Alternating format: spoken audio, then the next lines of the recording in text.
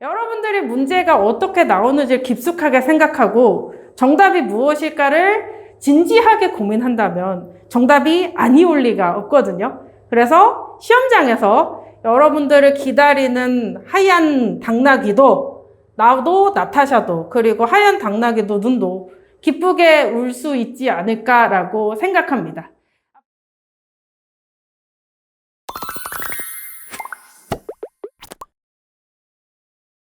네, 안녕하세요. 저는 더메드학원에서 입시부 국어과를 담당하고 있는 윤미선입니다. 오늘은 여러분들 지난주에 응시하셨던 2, 6학년도 대비 9월 모의평가의 경향성도 좀 살펴보고 앞으로 수능 때까지 무엇을 더 준비하는 것이 옳은가도 같이 한번 살펴보고요. 어려웠던 문제에 대한 풀이도 같이 해보는 시간 가지겠습니다. 근데 제가 사실 오늘 평가 시작하기 전에 이번 시험에 대한 평을 한 단락으로 이야기한다면 이런 게 아닌가 싶습니다. 백석이 쓴 나와 나타샤와 흰 당나귀라는 시 한 구절을 가지고 왔는데요. 기다리고 있는 나타샤가 와서 이렇게 이야기하겠죠. 산골로 가는 것은 세상에 지는 것이 아니다. 세상 같은 건 덜어버리는 것이다. 라고 한다면 제가 나타샤가 되면 여러분들에 대해 이렇게 말씀드릴 것 같습니다. 선택 과목 문법이 어려웠을 때 그 문제를 버리는 것은 수능한테 지는 것이 아니다. 문제가 너무 지저분하다면 포기하는 것도 한 방법이다 라고 말씀드리고 싶어요. 왜 그런지 등급컷을 보면서 좀 이야기를 해볼게요. 첫 번째로 저희가 목차를 소개를 해드리자면 등급컷 좀 보고요. 그 다음에 오답률 상위 문제도 보고 요거에 기반해서 앞으로 수능 때까지 무엇을 준비할 것인가를 소개를 좀 해드리겠습니다. 네, 오답률이 높았던 문제에 대한 5가지 정도로 좀 같이 풀이를 하고 싶었는데 이게 화작 선택자와 언맥 선택자들의 오답률 상위 문제가 너무나 차이가 심하기 때문에 일단 공통해서 오답률이 높았던 문제는 이렇게 4문제 정도를 준비를 해서 같이 풀어보게 될 거고요. 언맥 선택하신 분들의 오답률 높았던 문제 3개는 제가 따로 시간을 정해서 풀어드리도록 하겠습니다.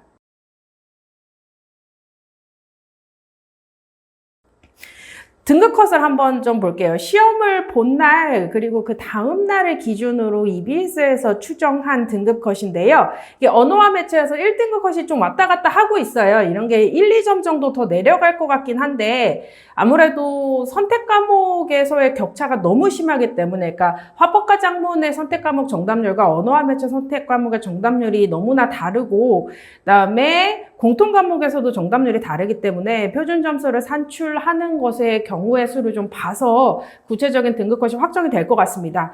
네, 지금까지 있었던 경향성까지만 본다면 언어와 매체를 기준으로 했을 때는 사실 평가원에서 되게 좋아하는 스타일의 등급컷일 가능성이 높아요. 왜냐하면 90점을 받으면 깔끔하게 1등급. 80점대를 받으면 깔끔하게 2등급 이렇게 나올 가능성이 높기 때문이죠. 그리고 심지어 독서에서의 난도도 그렇게 높지 않았는데도 등급컷이 이렇게 잘 갈렸다는 이야기를 보면 이번에 독서가 그렇게 어렵지 않았었던 6평하고도 좀 비교를 해보면 6평에서는 2등급 컷을 좀 보실게요.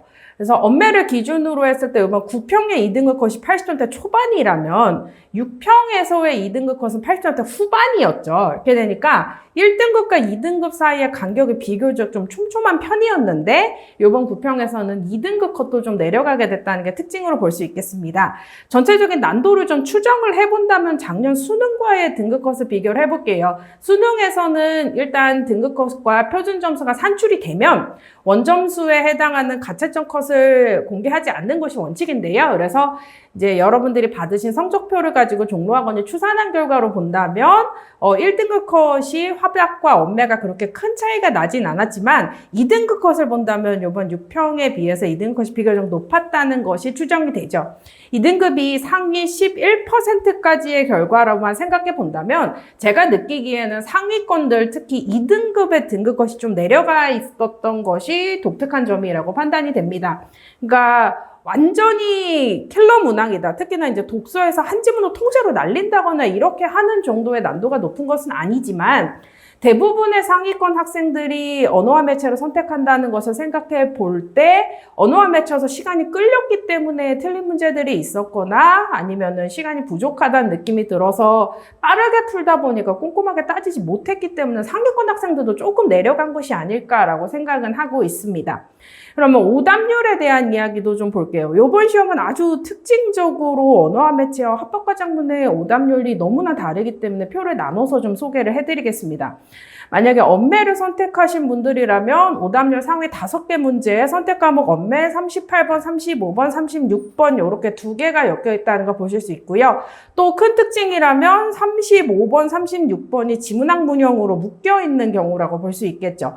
그리고 좀 특징을 보자면 공통 과목에서 정답률이 가장 낮았던 문제 중에 하나는 고전시가 화전과 심지어 EBS 연계였음에도 불구하고 여기에 문제가 가장 오답률이 높게 나왔다는 것도 또 큰 특징이고요. 그 다음에 뭐 전통적으로 독서에서 과학기술 지문에 도표가 나오거나 계산하는 문제는 고난도 유형으로 따져주긴 하는데 아마 풀어보셨으면 그렇게 어렵진 않았을 것 같은데 제 생각에는 시간이 부족해서 못 풀었을 가능성이 높지 않을까 싶습니다. 화작을 선택하신 분들이라면 이번에 좀 큰 특징 중에 하나가 저번에 6평을 봤을 때는 40번이나 42번 유형 혹은 45번에서 오답률이 많았을 것 같은데 이번에는 발표를 듣고 청중이 반응하는 유형인 화작 1페이지의 세 번째 문제 37번에서 오답률이 높았던 것이 좀 독특한 점이라고 할 수 있습니다. 그럼에도 불구하고 선택 과목의 오답률 1등을 차지한 것은 아니고요. 가장 많은 학생들이 틀렸던 문항 30번이 오답률 1등짜리로 확인이 되고 그다음에 좀 독특한 점이라고 한다면 현대 소설 세트로 묶여있는 33, 34번이 쪼로록 다 이렇게 오답률이 높았던 걸로 확인이 됩니다.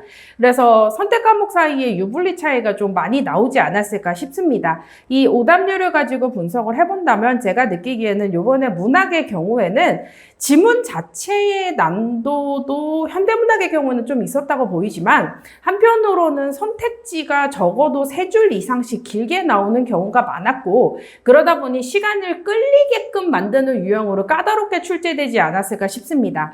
독서의 경우에는 지문 자체의 난도로만 본다면 2 수능이나 2, 4 수능 정도의 난도 높은 지문은 아니고요. 읽어보면 정보량이 그렇게 많이 쏟아지지는 않는 심지어 작년 수능에 나왔던 뭐 개화에 대한 중국에서의 관점이나 우리나라에서의 역사적 흐름보다도 더 정보량이 적은 정도의 평이한 수준을 냈던 것 같습니다. 그다음에 가장 큰 특징 중에 하나는 이번에 선택 과목인 언매에서 오답률이 가장 높았던 것 같다고 생각이 들죠. 그래서 작년까지만 해도 대부분의 경우에 아무래도 언매가 더 어려운 과목이다 보니까 화법과장문을 길게 내는 방식으로 난이도에 보정을 해줄 것이다 라고 하는 추론이 있었는데 제가 느끼기에는 감히 이야기를 하자면 평가원에서 이미 포기한 것 같아요. 언매는 되게 많은 상위권 학생들이 응시하는 영역이고 공부를 해뒀을 경우에 시간을 줄이기 위한 목표로 푸는 것인데 그 안에서 변별을 하게 된다면 언매를 선택한 학생들이 사실 40%가 조금 안 되죠. 언매 선택자들이 소수자이기 때문에 이들에게 가장 최고 난도의 문제를 배치하지 않을까라고 생각하고 있습니다. 그래서 다른 공통 과목의 난도를 비교를 해보자면 대부분의 경우에 35번부터 푸시죠. 그래서 선택 과목 보고 나서 이제 18번 문학을 풀고 혹은 그 다음에 독서론을 푸는 사람도 있고 선택 과목과 독서론을 묶어서 푸시는 경우도 있는데 선택 과목에서 시간을 오래 썼기 때문에 독서를 읽지 못했다면 난도가 훨씬 떨어지는 문제를 모두 날리기 때문에 시험 자체가 말릴 가능성이 있습니다. 그래서 이 경향성을 본다면 제가 보기엔 선택 과목에서 시간을 오래 쓰는 것은 너무나 위험하다고 생각이 들어요. 그럼 앞으로 시험장에 가면 어떻게 할 것이냐? 구평에서 경험을 해봤으니까 알겠지만 언매든 화작이든 간에 고난도 문제는 반드시 나옵니다. 그럼 여기서 모르겠는 것이 나온다면 그냥 모르는 거니까 패스하는 게 나을 거예요. 여기서 한 문항을 2점, 3점짜리를 풀기 위해서 독서에서 2문제, 3문제를 풀 수 있는 시간을 날리게 되면 거기서 나오는 손해가 더 크게 될 것입니다. 그러므로 이제 선택 과목 연습을 할 때는 평균적으로 선택 과목은 총 11문제니까요. 한 문항당 평균적으로 1분을 잡고 시간을 연습하시되 지문이 들어가 있는 경우에 1, 2분 정도를 가감하시면서 맥시멈 15분 안에 푸는 방식을 연습하시는 것이 옳겠습니다. 조금만 더 말씀드려볼까요? 문학의 경우에는 제가 보기에는 EBS 연계체감이 확실하게 됐을 것 같아요. 그러니까 이화전 고전 소설의 경우에도 중략 이후 부분은 수능 완성에 있었던 파트가 그대로 나왔고요. 그다음에 고전 시가에서 화전가의 경우에도 수능 특강에 있었던 파트가 그대로 나왔습니다. 그럼에도 불구하고 30번에서 오답률이 높았다는 것은 작품을 모르거나 지문을 이해하지 못해서 틀린 게 아니라 선택지 자체에서 말렸을 가능성이 높습니다. 그렇다면 EBS 연계를 공부하고 작품을 아는 양의 풀을 늘리는 것보다 더 중요한 것 중에 하나는 선택지를 어떻게 판단할 것인가에 대한 파회법을 만들어 둬야 되겠고요. 거기에 대한 대응은 반드시 기출문제에서 나와야 될 것 같고, 최근처럼 이렇게 문학의 난도를 높여주기 시작한 것은 본격적으로 2022학년도부터이기 때문에 그때 이후로 나오는 기출문제들을 보면서 선택지를 좀 쪼개가면서 푸는 연습을 하시는 게 좋을 것 같습니다. 그 다음에 특히나 문학의 경우에는 이건 제 개인적인 생각이긴 하지만 적절한 선택지 혹은 적절하지 않은 선택지를 고르는 문제 그 어떤 경우라도 적절한 선택지의 해석은 이 정도는 괜찮겠다. 그러니까 명확하게 맞는 근거가 나오지 않더라도 이 정도는 괜찮을 것이다 라고 좀 너그럽게 봐주시고요. 그 다음에 적절하지 않은 선택지의 경우에는 그것의 근거가 명백하게 나오기 때문에 그것만 찾아내는 방식으로 시험장에서 풀이를 하시는 게 시간이 조금 더 단축이 되지 않을까 싶습니다. 다만 평소에 기출문제를 공부를 해서 학습을 누적하실 때는 적절한 선택지의 경우에 지문에 있는 내용의 선택지에서 변형돼서 나오는 언어가 어디까지 확장돼서 설명이 되는지를 한번 봐두셔서 그게 좀 감에 의해서 봤을 때도 적절하다라고 하는 판단이 느낌이 될 때까지는 기준점을 설정해 주시는 게 좋을 것 같습니다. 그럼 얘랑 연결해서 이제 우리 얼마 남지 않았죠. 이제 80일도 남지 않았는데 이 수능에 우리가 앞으로 무엇을 더 준비해야 될 것인가에 대한 소개를 해드릴게요. 분과별로 나눠서 소개를 해드리겠습니다. 먼저 화작입니다. 그래서 화작의 경우에는 아무래도 뭐 사설 실무나 이런 걸 연습하다 보면 항상 화작의 2, 3페이지, 38번에서 42번에 있는 가나복합 유형에서 막히게 될 것인데요.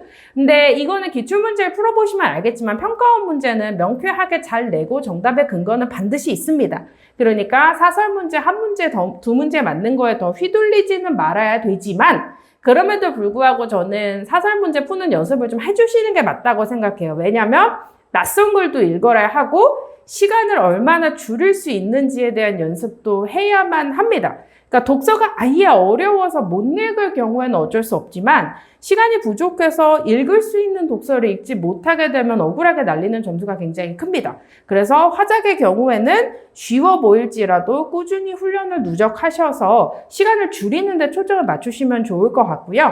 아무래도 읽어야 되는 텍스트의 양이 많기 때문에 맥시멈 15분까지는 쓰실 수 있다는 생각이 들고 이거를 어떻게 체감하시면 되냐면 이게 총 11문항에 지문이 가나를 쪼갠다면 4지문, 통합으로 보자면 3지문이 들어가 있으니까 문항당 1분을 잡고 각 지문 읽는데 1분 내외로 추가를 하게 되면 지문을 총 만약에 4지문을 잡는다고 하면 지문을 읽는데 4분이 들어가게 되니까 15분이 꽉 차게 될 거고요.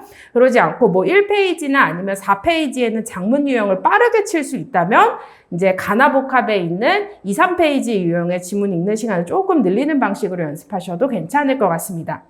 근데 좀 주목해서 보실 만한 문항이 있다면 사실 요번에는 37번 문항의 경우에는 그렇게 신유형이라고 말하기가 좀 어렵기 때문에 그거 말고 이번에 6평에 나왔던 문항의 유형을 봐드리면 이게 너무 글씨가 작아서 잘 보이진 않으실 것 같은데요.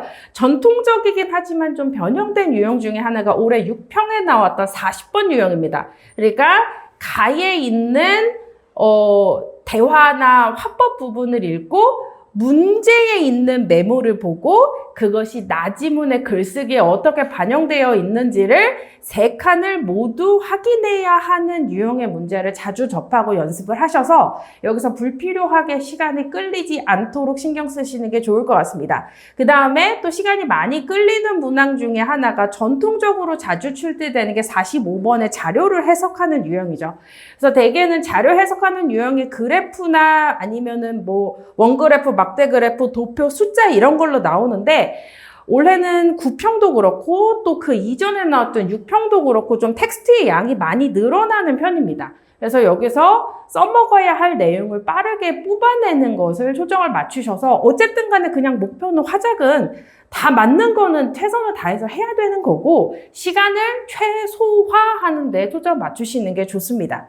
그 다음에는 언매를 좀 말씀을 드릴게요. 솔직하게 말씀드리면 언매가 좋은 문제라고 보기는 저는 좀 어렵다는 생각이 들어요. 특히나 이번 시험에서 보조사 문제 나온 경우에는 실제 사례가 너무나 지엽적이라는 생각이 들어요. 그래서 제가 많은 수험생들 분하고 이야기를 해보면 기출문제를 2바퀴, 3바퀴 돌리거나 아니면은 고2 때 내신 대비했을 때 봤었던 이론이나 아니면 기본서 같은 걸 여러 번 돌리셔서 이론을 체화하는 경우가 많은데요. 제 생각엔 이론을 복습하는 것이 다가 아닌 것 같습니다. 예를 들면 이번 문항에서 38번에 격조사와 보조사가 결합되는 유형의 문제의 경우 혹시 이 문제 푸셨던 분들 중에 조사 중에서 조사에는 격조사와 보조사와 접속조사가 있고 격조사 는 앞에 있는 체온을 특정한 성분으로 만들어주며 보조사는 격조사 대신에 쓰이거나 격조사 뒤에 붙어서 혹은 부사 뒤에 붙어서 특수한 의미를 추가해주는 것이다 라고 하는 이론 모르셨던 분 있을까요? 거의 없죠. 그러니까 이론을 보는 게 중요한 게 아니고요. 또 문항의 보기에서도 조사에 대한 개념은 설명을 해줍니다. 그러면 실제로 문제를 잘 풀고 빨리 풀려면 어떻게 해야 되냐면 각 이론에 대응되는 사례를 얼마나 많이 봐야 되는가의 싸움이라고 저는 생각이 돼요. 그리고 그 사례는 사실은 지금까지 봐왔던 기출에 있는 사례는 거의 바이블이 됐죠. 그게 아닌 낯설은 사례들도 좀 접할 수 있어야 될 것 같습니다. 또 다른 문항 유형을 보자면 이번 9평에 나왔던 문제 중에 그 지문형 문항의 2번째 문제인 36번의 경우에 보기 문장과 비교해서 무엇이 문제인지를 찾아내야 된다거나 38번의 경우에는 격조사 뒤에 보조사가 나와야 되는 경우, 보조사 뒤에 격조사가 나와야 되는 경우 이런 걸 말을 안 해놔요. 사례를 보고 알아서 찾아라. 이렇게 무엇을 묻는지조차 사례로 숨겨놓는데 그 이유는 뭐 때문이겠어요? 당연히 시간 오래 걸리라고 하는 거겠죠? 그러니까 이 문제가 무엇을 묻는지를 빨리 찾고 거기에 대한 사례를 눈에 걸리게 찾아낼 수 있으려면 이제 많은 문제풀이 연습이 누적이 돼야 된다고 생각이 됩니다. 그럼 뭘 풀 것이냐? 기출을 적어도 10년치 이상은 다 해보셨다. 뭐 자이스토리 한 권, 아니면 뭐 마더텅 한 권 이런 걸 다 하셨다는 가정 하에 보자면 제가 보기에는 2020년 이전의 언매 문제는 개념적으로 너무 좋아요. 그러니까 개념만 알면 잘 이해할 수 있는 문제들이 있고 그게 사실 최근의 언매 문제를 대응하는 데 큰 도움이 되느냐라고 하면 사실 잘 모르겠습니다. 그래서 이게 기출문제에 대한 이해도가 어느 정도 있다. 왜냐면 기출문제에 나와 있는 사례들은 이미 바이블이에요. 그거는 이미 안다고 생각하고서 대비를 하셔야 되기 때문에 기출문제 10개년치 1회독을 하셔야 될 것 같고요. 그거를 여러 번 돌리지 마시고 낯선 유형의 문제, 최대한 지역적인 사례들을 보면서 정밀도와 지엽성을 늘릴 수 있는데 초점을 맞추시는 게 어떨까 싶습니다. 예를 들자면 이번에 나왔던 9평의 35번 같은 걸 생각해 보신다면 여러분들이 만약에 체온과 체온을 연결해주는 접속조사와 과의 이론을 알았다면 그게 부사격조사와 과와 똑같이 생겼지만 뒤에 체온을 없앨 수 있는 경우에는 걔가 접속조사가 아니라 부사격조사임을 알으셨다면 35번에서 불필요하게 고민하지 않으셨겠죠. 그러니까 예외의 사례, 낯선 사례들 이런 걸 많이 풀어보면서 이 문제에서 팔 수 있는 함정에 대해 대응을 하는 게 아마 최선의 대비책이 될 겁니다.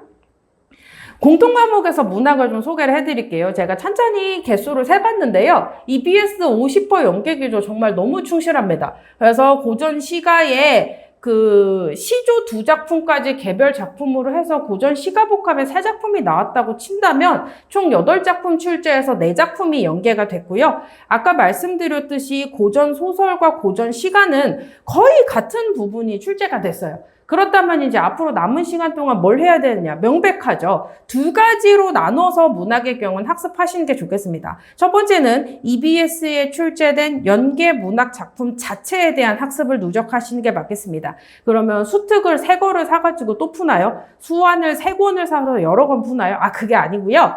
그러니까 EBS의 문제를 여러 번 푸라는 게 아니라 작품 자체에 대한 학습을 하시는 게 맞을 것 같아요. 왜냐하면 그 문제가 그대로 나오는 게 아니니까요. 그래서 소설의 경우에는 줄거리나 인물관계도를 봐주신다거나 가사의 경우에, 고전시가 가사의 경우에는 전문을 좀 봐주신다거나 하시면 좋고요. 가장 좋은 거는 사실 평가원에서 같이 고려하겠다고 얘기한 EBS에서 나온 수능특강 사용설명서 있어요. 거기에 있는 문학 작품들에 대한 배경 지식 공부하다가 힘드실 때 힐링 겸해서 읽어두시는 게 어떨까라는 생각이 듭니다. 그렇다면 두 번째는 뭘 공부해야 되느냐? 다시 기출로 돌아가시는 것이 맞을 것 같아요. 그래서 최근에 나오는 기출의 문학 문제들을 보면서 문제를 풀거나 작품을 공부하라는 말씀이 아닙니다. 지문에 있는 내용과 선지에 있는 키워드를 어떻게 대응시킬 수 있는지를 보면서 이제 평가원과 여러분의 판단 과정에 초점을 맞추시는 겁니다. 그래서 평가원은 여기까지는 추론이 가능하다고 판단하는구나. 이 정도가 되면 적절하지 않다고 판단하는구나를 여러분의 힘으로 뽑아내실 수 있는 것이 가장 핵심이겠고요. 두 번째는 아주 최신 2년, 3년 사이에 나온 문학 문제들을 보시면 선택지가 2줄, 3줄로 비교적 길게 나옵니다. 그럼 여기서 얘를 문장으로 다 읽으면 이해를 못해요.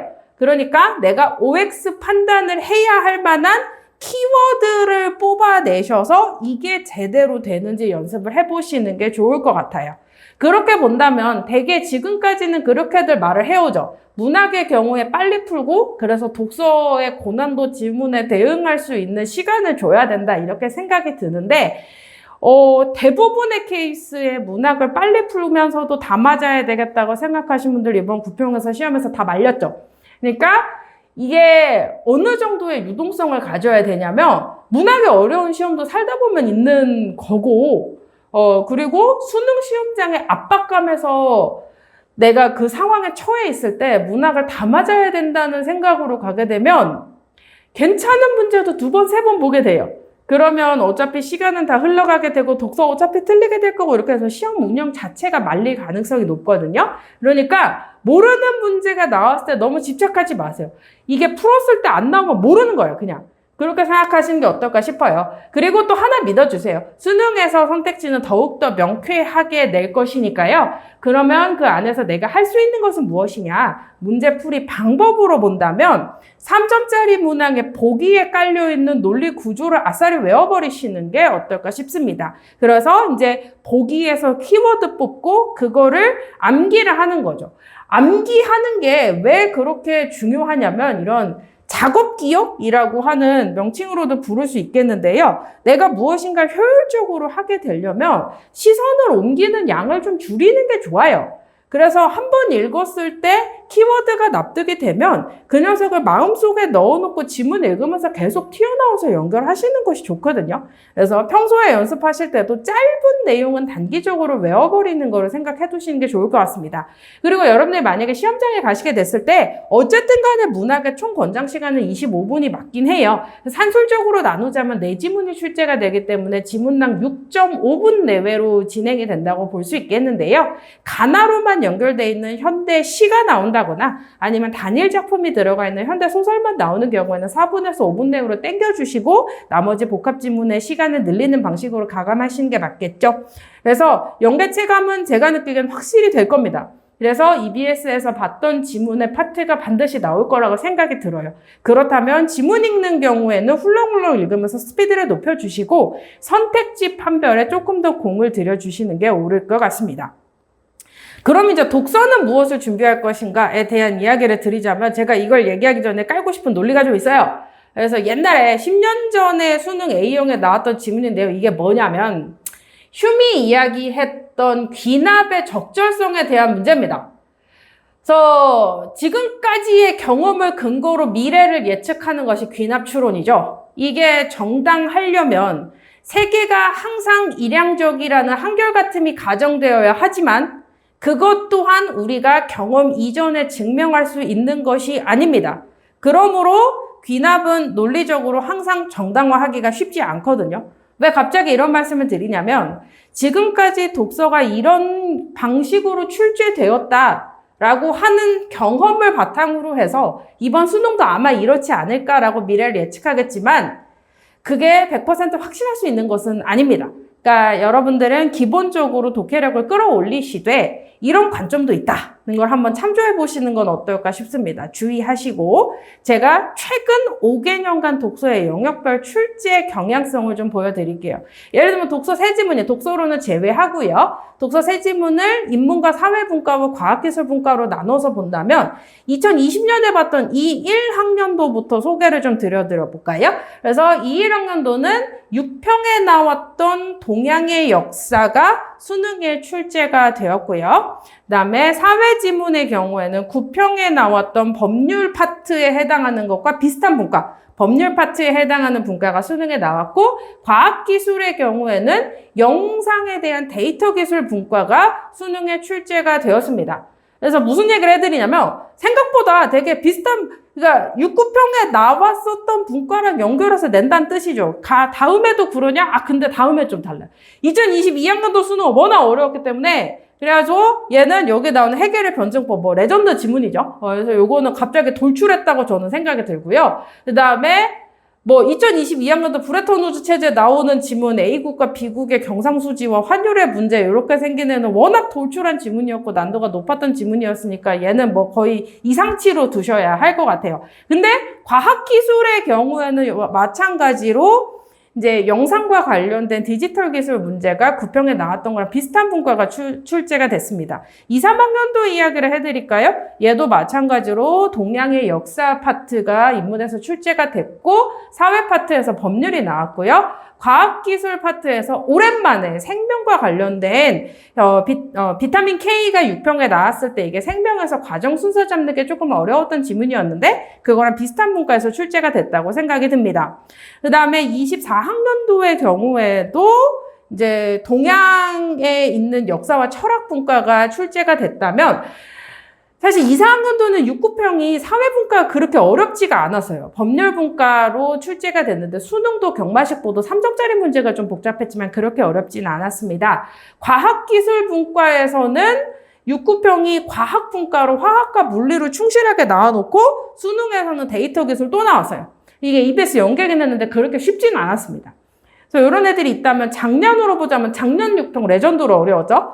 근데 그것과는 다르게 그래서 서양 이론이 많이 나오다가 2호 수능에서는 계물성모 어쩌고 저쩌고 하면서 동양에서의 개화기의 조선과 그 다음에 중국에 대한 논의가 나왔고요. 그 다음에 사회분과에서는 작년에는 꾸준히 법률 파트가 과학기술분과에서 또 마찬가지로 데이터 정보 처리 분과가 나오게 됐습니다. 이걸 아예 수능만 묶어놓고 말씀을 드린다면 사실 진짜 난도 높았던 이 수능을 거의 제외를 해두고 본다면 최근 수능에서의 트렌드가 특히나 가나복합이 나오는 인문분과의 경우에 이게 동양이다 어쩌고다 이거를 떠나서요. 그러니까 개화의 경우에도 나지문에서 잔진마이, 천두쇼 이런 3명 이상의 철학자가 나오는 케이스. 노자의 도를 수용하는 경우에도 오징이 어쩌고 누가 어쩌고 3명 이상의 철학자가 열거되는 케이스. 유서의 경우에도 3명의 실학자가 열거되는 케이스. 북학론의 경우에도 그렇거든요. 그래서 최근 수능의 인문 파트의 경우에는 여러 명의 철학자를 보여주고 그들 주장 간의 공통점과 차이점을 잡는 것이 나오니까 주장 뽑으시고 그들 사이의 특징을 비교하는 유형에 대한 훈련이 충실하게 누적이 되셔야 될 것 같아요. 그다음에 사회분과는 사실 여기 나와 있는 걸 보자면 거의 감이 오시나요? 법률 아니면 경제에서만 나옵니다. 일반 사회는 생각보다 출제가 잘 안 되더라고요. 이번에 나왔던 것처럼 언론에 대한 이야기, 공공저널리즘 이런 류의 일반 사회는 실제 수능에서는 잘 출제가 안 되는데요. 이 수능의 경제 지문이 너무 어려웠기 때문에 이때 얻어 터지고 이제 경제를 잘 안 내는 것 같은데 법률이 좀 많이 나와서 사실 경제가 좀 위험하긴 해요. 그래서 제가 여러분들이라면 올해 EBS에 나와 있는 경제 파트 환율 이야기하고요. 통화량 이야기하고 그다음에 물가 이야기 같은 건 좀 읽어줄 것 같습니다. 그다음에 이걸 말씀드리고 싶은 거는 과학기술 파트인데요. 보시면 아시겠지만 2, 3 수능의 기초대사량 문제를 제외한다면 거의 대부분 이미지와 관련돼 있는 데이터 정보 처리에 대한 이야기가 많이 나오는 게 트렌드 같아요. 그래서 이걸 어떻게 말씀을 드리자면 대체로 과학기술 지문은 6, 9평에 나왔던 것과 분과가 유사하게 나오는 경우가 되게 많아요.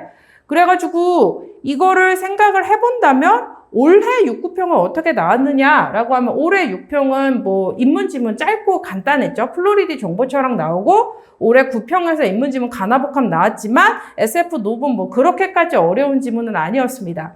그래서 제가 보기에는 올해 수능도 인문지문에선 여러 철학자들이 열거가 되고 그들 사이를 비교하는 유형이 나오지 않을까라고 생각을 하고 있고요.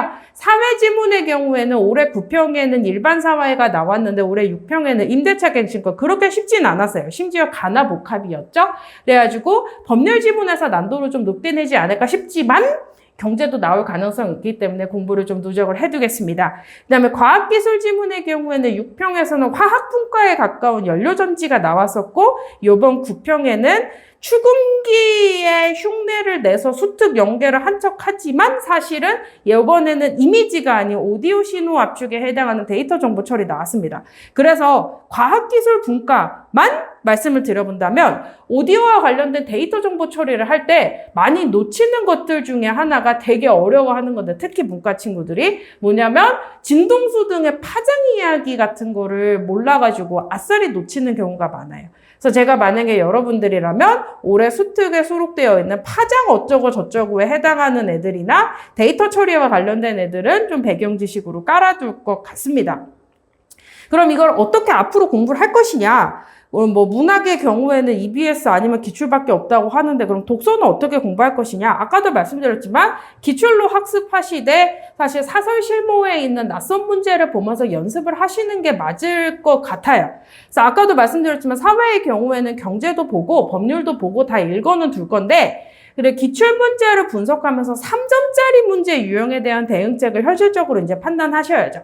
이 문제를 풀 때 내가 적어도 한 문항을 풀기 위해서 시간이 3분 이상이 걸린다라고 하면 버리는 게 맞죠. 이걸 버리고 문학에 조금 더 투자를 하는 게 맞죠. 그렇게 되거나 아니면 과학기술의 분과의 경우에도 EBS 보면서 아까 추천드렸듯이 주파수나 파장 같은 거 나오는 거 배경식 좀 깔아두면 좋을 것 같긴 한데요. 이게 3점짜리 문항이 사실 풀면은 별건 아닌데 그걸 풀기 위해서 내가 만약에 시간이 오래 걸린다면 얼마나 끌고 이 문항을 버릴 것인가. 이런 유형의 연습은 사실 실무를 통해서 연습을 하고 낯선 지문을 봐두는 훈련을 누적해 두시는 게 옳을 것 같습니다. 진짜로 마지막. 그래서 무엇을 준비할 것인가 라고 하면 엄매 선택하신 분들의 경우에는 낯설고 처음 보는 사설 문제 같은 유형의 문제를 풀면서 평소에 공부할 때 하루에 30분 내외로 충분하게 시간 투자하시는 게 맞을 것 같아요. 완벽을 기하기 위해서죠. 화작 선택자의 경우에는 그 어떤 문제가 됐든 빨리 풀 수 있는가 허겁지겁 푸는 유형을 좀 연습을 많이 해두셔야 될 것 같고요. 공통의 경우에 제가 보기에 이번 6구평 경향성을 보자면 학습 시간의 분배로 보자면 문학에 더 많이 투자하시는 게 나을 것 같습니다. 그래서 아까도 말씀드렸지만 문학의 경우 EBS 연계 봐주시고요. 기출문제 봐두는 방식으로 학습을 누적하시고 그리고 실제로 시험장에 갔을 때 생각보다 문학이 어려울 가능성 항상 있으니까요. 이게 나왔을 때 시험이 말리지 않도록 마인드셋을 좀 잡으셔야 될 것 같아요. 세상에 살다 보면 문학이 어려운 시험도 있는 거야. 그리고 문학이 어려운 거를 문학 전공자들은 더 좋아합니다. 그게 재능을 타는 게 아니기 때문이거든요. 그래서 그런 시험은 언제나 있는 거야. 그러니까 뭐 시험장에 가서 내가 문학을 못할 리가 없다라든가 나는 원래 문학의 과학 지문은 독서에서 과학 지문은 못하니까 그 지문 하나 날리되 문학은 다 맞아야 되겠다. 이렇게 안일하게 생각하시면 안 되고요. 다양한 가능성을 확인하기 위해서 실무 연습을 해두시는 게 옳을 것 같습니다. 여기까지가 이번에 9평을 보고 올해의 경향성을 봐서 앞으로 무엇을 대응할 것인가에 대한 말씀을 드렸고요. 그 다음부터는 난도 높은 문제에 대한 풀이를 좀 해드리도록 하겠습니다.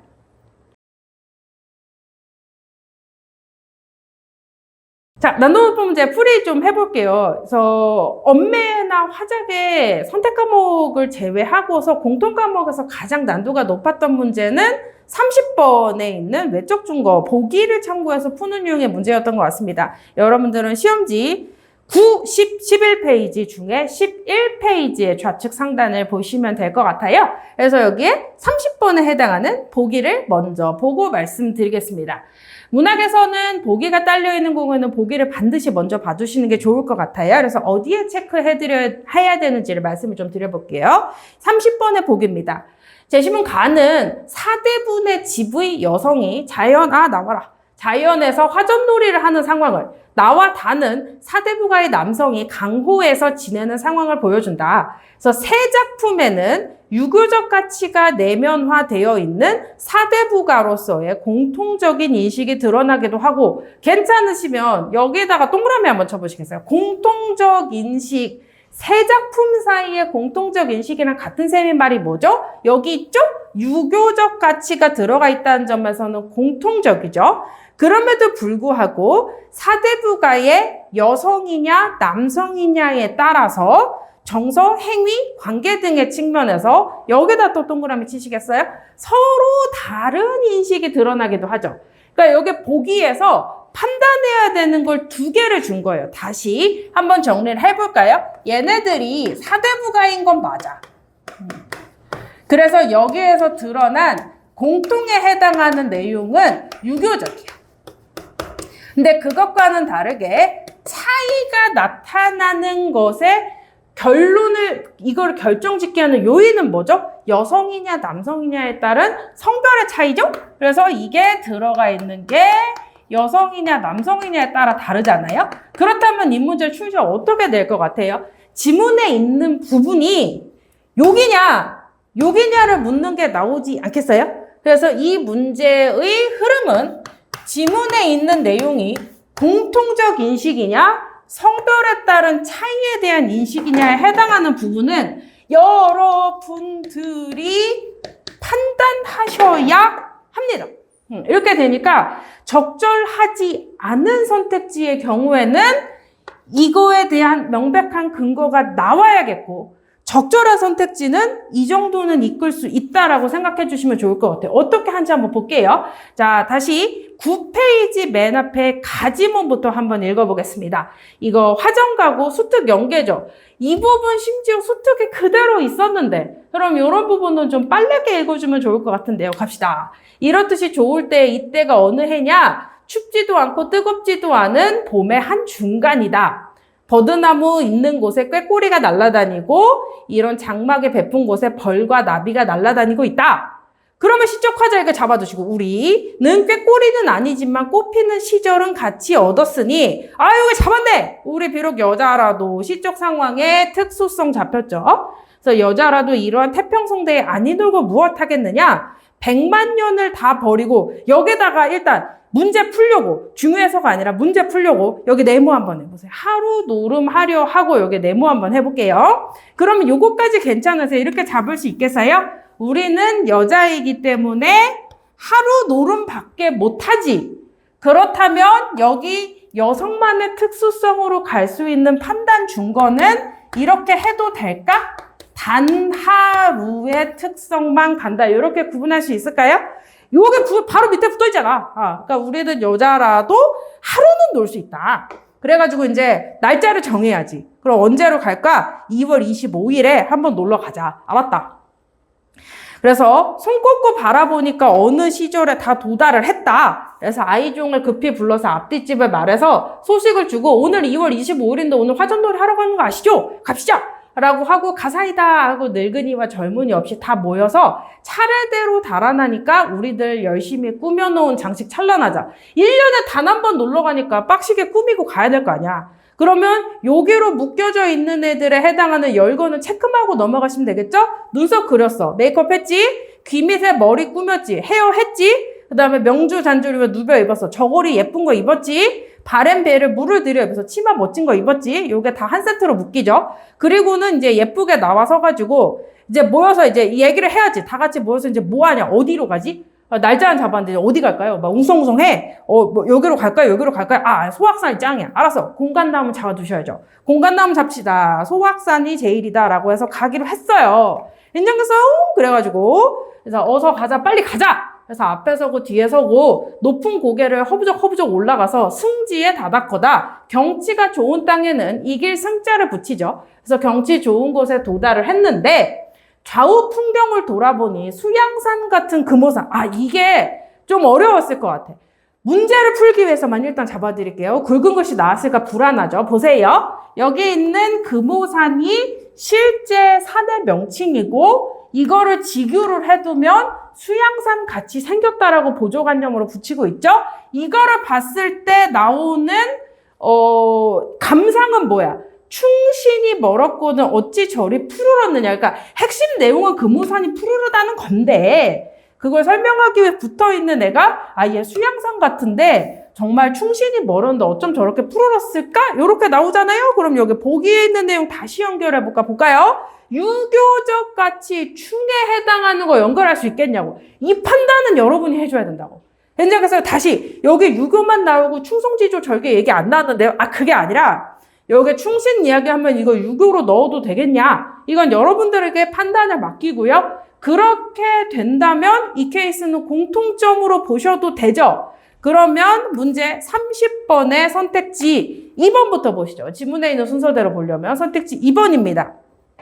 제시문 가에서 금오산의 푸름을 보며 충신을 연상하는 거, 그 다음에 뒷부분은 나지문이니까 건너뛰고요. 이 친구는 유교적 가치에 내면화되어 있는 사대부가의 공통점이고 여기 이거 연결할 수 있겠느냐라고 묻는 문제예요. 이 정도면 괜찮죠? 그리고 문제를 풀 때 이거 충신으로 연결하면 되겠다라고만 판단하시면 되고요. 조금 어렵게 이야기해보자면 여기 수양산 이 이야기가 나오면 백이숙제 고사 나와야 되죠. 그래서 중국의 옛날에 고죽국의 두 왕자였던 백이와 숙제가 그 중국의 천자를 몰아내고 새로운 나라를 세우려고 하는 왕에 대해서 저항하면서 나는 신화된 입장으로 기존에 있던 왕을 몰아내고 새로 만들어낸 나라에 협력하지 않겠다 라고 하면서 수양산에 숨어들어서 고사리만 캐먹다가 굶어 죽었다는 고사. 이 수양산에 대한 이야기가 연결이 되면 이게 충이 원래 따라 나오는 거예요. 근데 이 정도 배경 지식은 글쎄 없어도 될 것 같은데 여기 밑에 붙어 있으니까 충 나오면 그냥 유교적 가치로 붙여도 될 것 같아. 그럼 어디까지 생각해야 되겠어? 충, 효, 열 이렇게 세 가지 가치관까지는 유교적 가치다라고 하는 걸 안다고 생각하고 낸 거겠죠. 이런 걸 맞춰주시라고. 이게 기초를 분석하는 거라고. 해석해서요. 다시 가볼게요. 그 뒤로 이어서 가볼까요? 구경은 그만하고 이제 이제 꽃 붙인 게 만들어 먹어야 될 거 아니야. 요거 하는 대로 내려와서 무슨 그릇이야 소치야 시냇가에 걸어놨다. 공간 나오면 잡아놔야지. 자, 공간 나오면 잡아놔야지. 시냇가는 뭐 하는 데인데 혹시 기억나요? 하루 노름하는 공간이었죠? 그렇게 본다면 맑은 기름이나 흰 밀가루 같은 거 만들어가지고 화전을 지져놔. 그러면 얘를 가지고 꽃 사이에 친척들을 웃으면서 부르면서 일로 와라 여기 앉아라. 그러면 어디까지 연결할 수 있냐면 공간 한번 잡아볼까요? 내가 집에 앉아 있을 때는 물고기나 육고기나 맛있는 음식 맛보는 거 할 수는 있어. 근데 이게 결혼한 여자들끼리 모여서 함께 즐기는 건 이건 오늘이잖아. 이거보다 더 한 날 있겠니? 없어. 오늘이 짱이야. 그럼 이거 공간 혹시 이거 잡을 수 있겠습니까? 그래서 음식을 먹고 음식을 해먹고 이런 건 다 괜찮아. 뭐가 괜찮냐? 평소랑 비슷해. 좀 어렵다잉? 얘를 이렇게 연결해보면 빈천이 뭔지 모르겠어요. 정관은 소치라고 단어도 달아줬죠. 여기에 있는 이렇게 생긴 소재는 일상적인 게 맞잖아. 근데 우리가 여성이기 때문에 평소에는 집에 있어야 되지만 1년에 단 하루 나가서 놀 수 있잖아. 그럼 이거는 집과는 대립되는 공간이죠. 그럼 여러분 어떻게 하시겠어요? 공간이 이렇게 잡혀 있다면 이 공간에 있는 거 유교적인 공통점으로 연결할래? 아니면 여성으로서의 특수성에 연결할래? 이거 붙일 수 있겠습니까? 시냇가와 집이 만약에 대립이 된다고 하면 선택지 1번입니다. 제가 보기에는 이 집이라는 공간이 여성의 일상적인 공간으로 판단이 되고 지금 있는 시냇가라는 공간은 단 하루만 허용된 공간이라고 판단이 되거든요. 그렇다면 선택지 1번입니다. 가에서 시냇가에 정관을 걸어놓는 것이 일상적 생활 공간이냐고. 아니라고. 현장에서 자 조심. 그래서 제가 질문을 여기까지 받았거든요. 소 정도면 구체적이고 현실적인 소재 아니냐. 소재가 현실적인 거랑 그 안에 공간이 가지는 상징적 의미는 다른 거지. 여러분 캠핑 가실 때 집에서 원래 쓰던 냉장고 들고 간다고 해서 그 공간이 내 일상적 공간이 되는 건 아니지. 그럼 이 문제에서 어디에 페이크를 넣었는지 혹시 아시겠어요? 우리는 이게 시내가가 일상적 공간이냐를 판별하는 거지, 여기에 나오는 소치라는 소재를 걸어 놓는 행위가 일상적이냐 아니냐를 묻는 게 아니라고. 그죠? 그러면 얘를 선택지를 분석할 때 어떻게 해야 되냐고, 내가 연결이 된다 안 된다를 판단하는 키워드 뽑는 연습을 먼저 하셔야 될 것 같아요. 그럼 어디서 나오는데? 맥락에서 나오지. 그러니까 이게 굵은 글씨를 주잖아요? 그럼 이걸 불안해, 이거 빨리 가야지, 이렇게 하는 게 아니라 내용 단위 있는 데까지는 다 읽으시고 나서 선택지로 가시는 것도 좋아요. 기출문제를 분석하실 때 이 작품은 이런 내용이건, 집과 시내가가 대립되고, 이렇게 설명을 보시라는 게 아니라 이 문제를 풀 때 얘를 판단하는 키워드는 이것과 공간의 대응에 요것의 의미가 붙느냐는 여러분이 보셔야 된다고요. 현장께서 이 정도 판단 가능하냐? 정답은 1번입니다. 1번이기 때문에 너무 불안해서 손가락을 못 걸었던 걸까? 여러분들이 이거를 보면 답이 다 나오고 나머지는 가볍게 읽어도 됐는데 이걸 잡을 수가 없었을까? 정신이 없었을까? 모르겠어요. 정답률은 28%. 찍은 것과 별로 차이가 없네. 뭐 이런 문제였습니다. 그 뒤에 이어서 가볼까요? 선택지 4번입니다. 그래가지고 이제 부녀자들 함께 즐김이 2에서 더할 수 있는, 아까 집과 대립구도로 말씀을 드렸죠? 그러면 여기에 있는 부녀자들도 여성의 특징이라고 한다면 이거 여러 번 판단해줘요. 여성의 공동체적 흥취, 부녀자들 함께 즐김 보고 공동체 연결 가능하겠냐고. 이런 애들을 평가원과 초점을 맞춰주세요. 자연스럽게 받아. 이게 왜 답이 되지? 부녀자 함께하고 공동체랑 같은 말인가, 이런 근거를 잡지 말고 이 정도면 괜찮지 않을까라고 판단하니까 좀 빨리 풀 수 있지 않을까 싶습니다. 중략 다음 부분이에요. 어디냐면 10페이지 계속 가볼까요? 10페이지 좌측의 중략 이후 부분입니다. 이렇게 나오네. 맑은 계곡 근처에 복숭아꽃을 보면 무릉도원이 의연하다. 무릉도원 이제 모르면 안 되지? 동양적 의미의 이상향 나와야 되죠? 그래서 이러한 좋은 경치를 흠없이 즐기게 되니까 소선의 적벽인들 이에서 더할 손가, 이태백의 채석인들 이에서 나을 손가, 뭐 이거 중국에 있었던 옛날에 글 잘 짓는 사람들이잖아. 그래가지고 꽃 사이에 앉아서 서로 하는 말이, 여자의 소견인들, 여자 생각이지만 좋은 경치 모르겠느냐? 우리가 이제 이런 거 모르면 안 되지? 여성을 나타내는 규자잖아요. 그래서 여성이 머무르는 방에 있을 때는 그게 어디였는데? 아까 집, 그죠? 그래서 평소에 있는 공간에서 내장이 다 썩었어. 근데 오늘 단 하루는 매우 상쾌해. 기분이 좋다. 이것도 마찬가지로 평소와 오늘의 차이가 계속 설명이 되고 있는 거잖아요? 그럼 얘는 별로 어렵진 않아요. 이 친구는. 무릉원 굵은 글씨니까 가볼까요? 이거 무릉도원 고사 같은 거 나오면 이거 연결되는지만 한번 봐줘요. 유교적 가치 입장에서 봤을 때 자연을 긍정적으로 수용한다. 이 정도면 괜찮지 않나?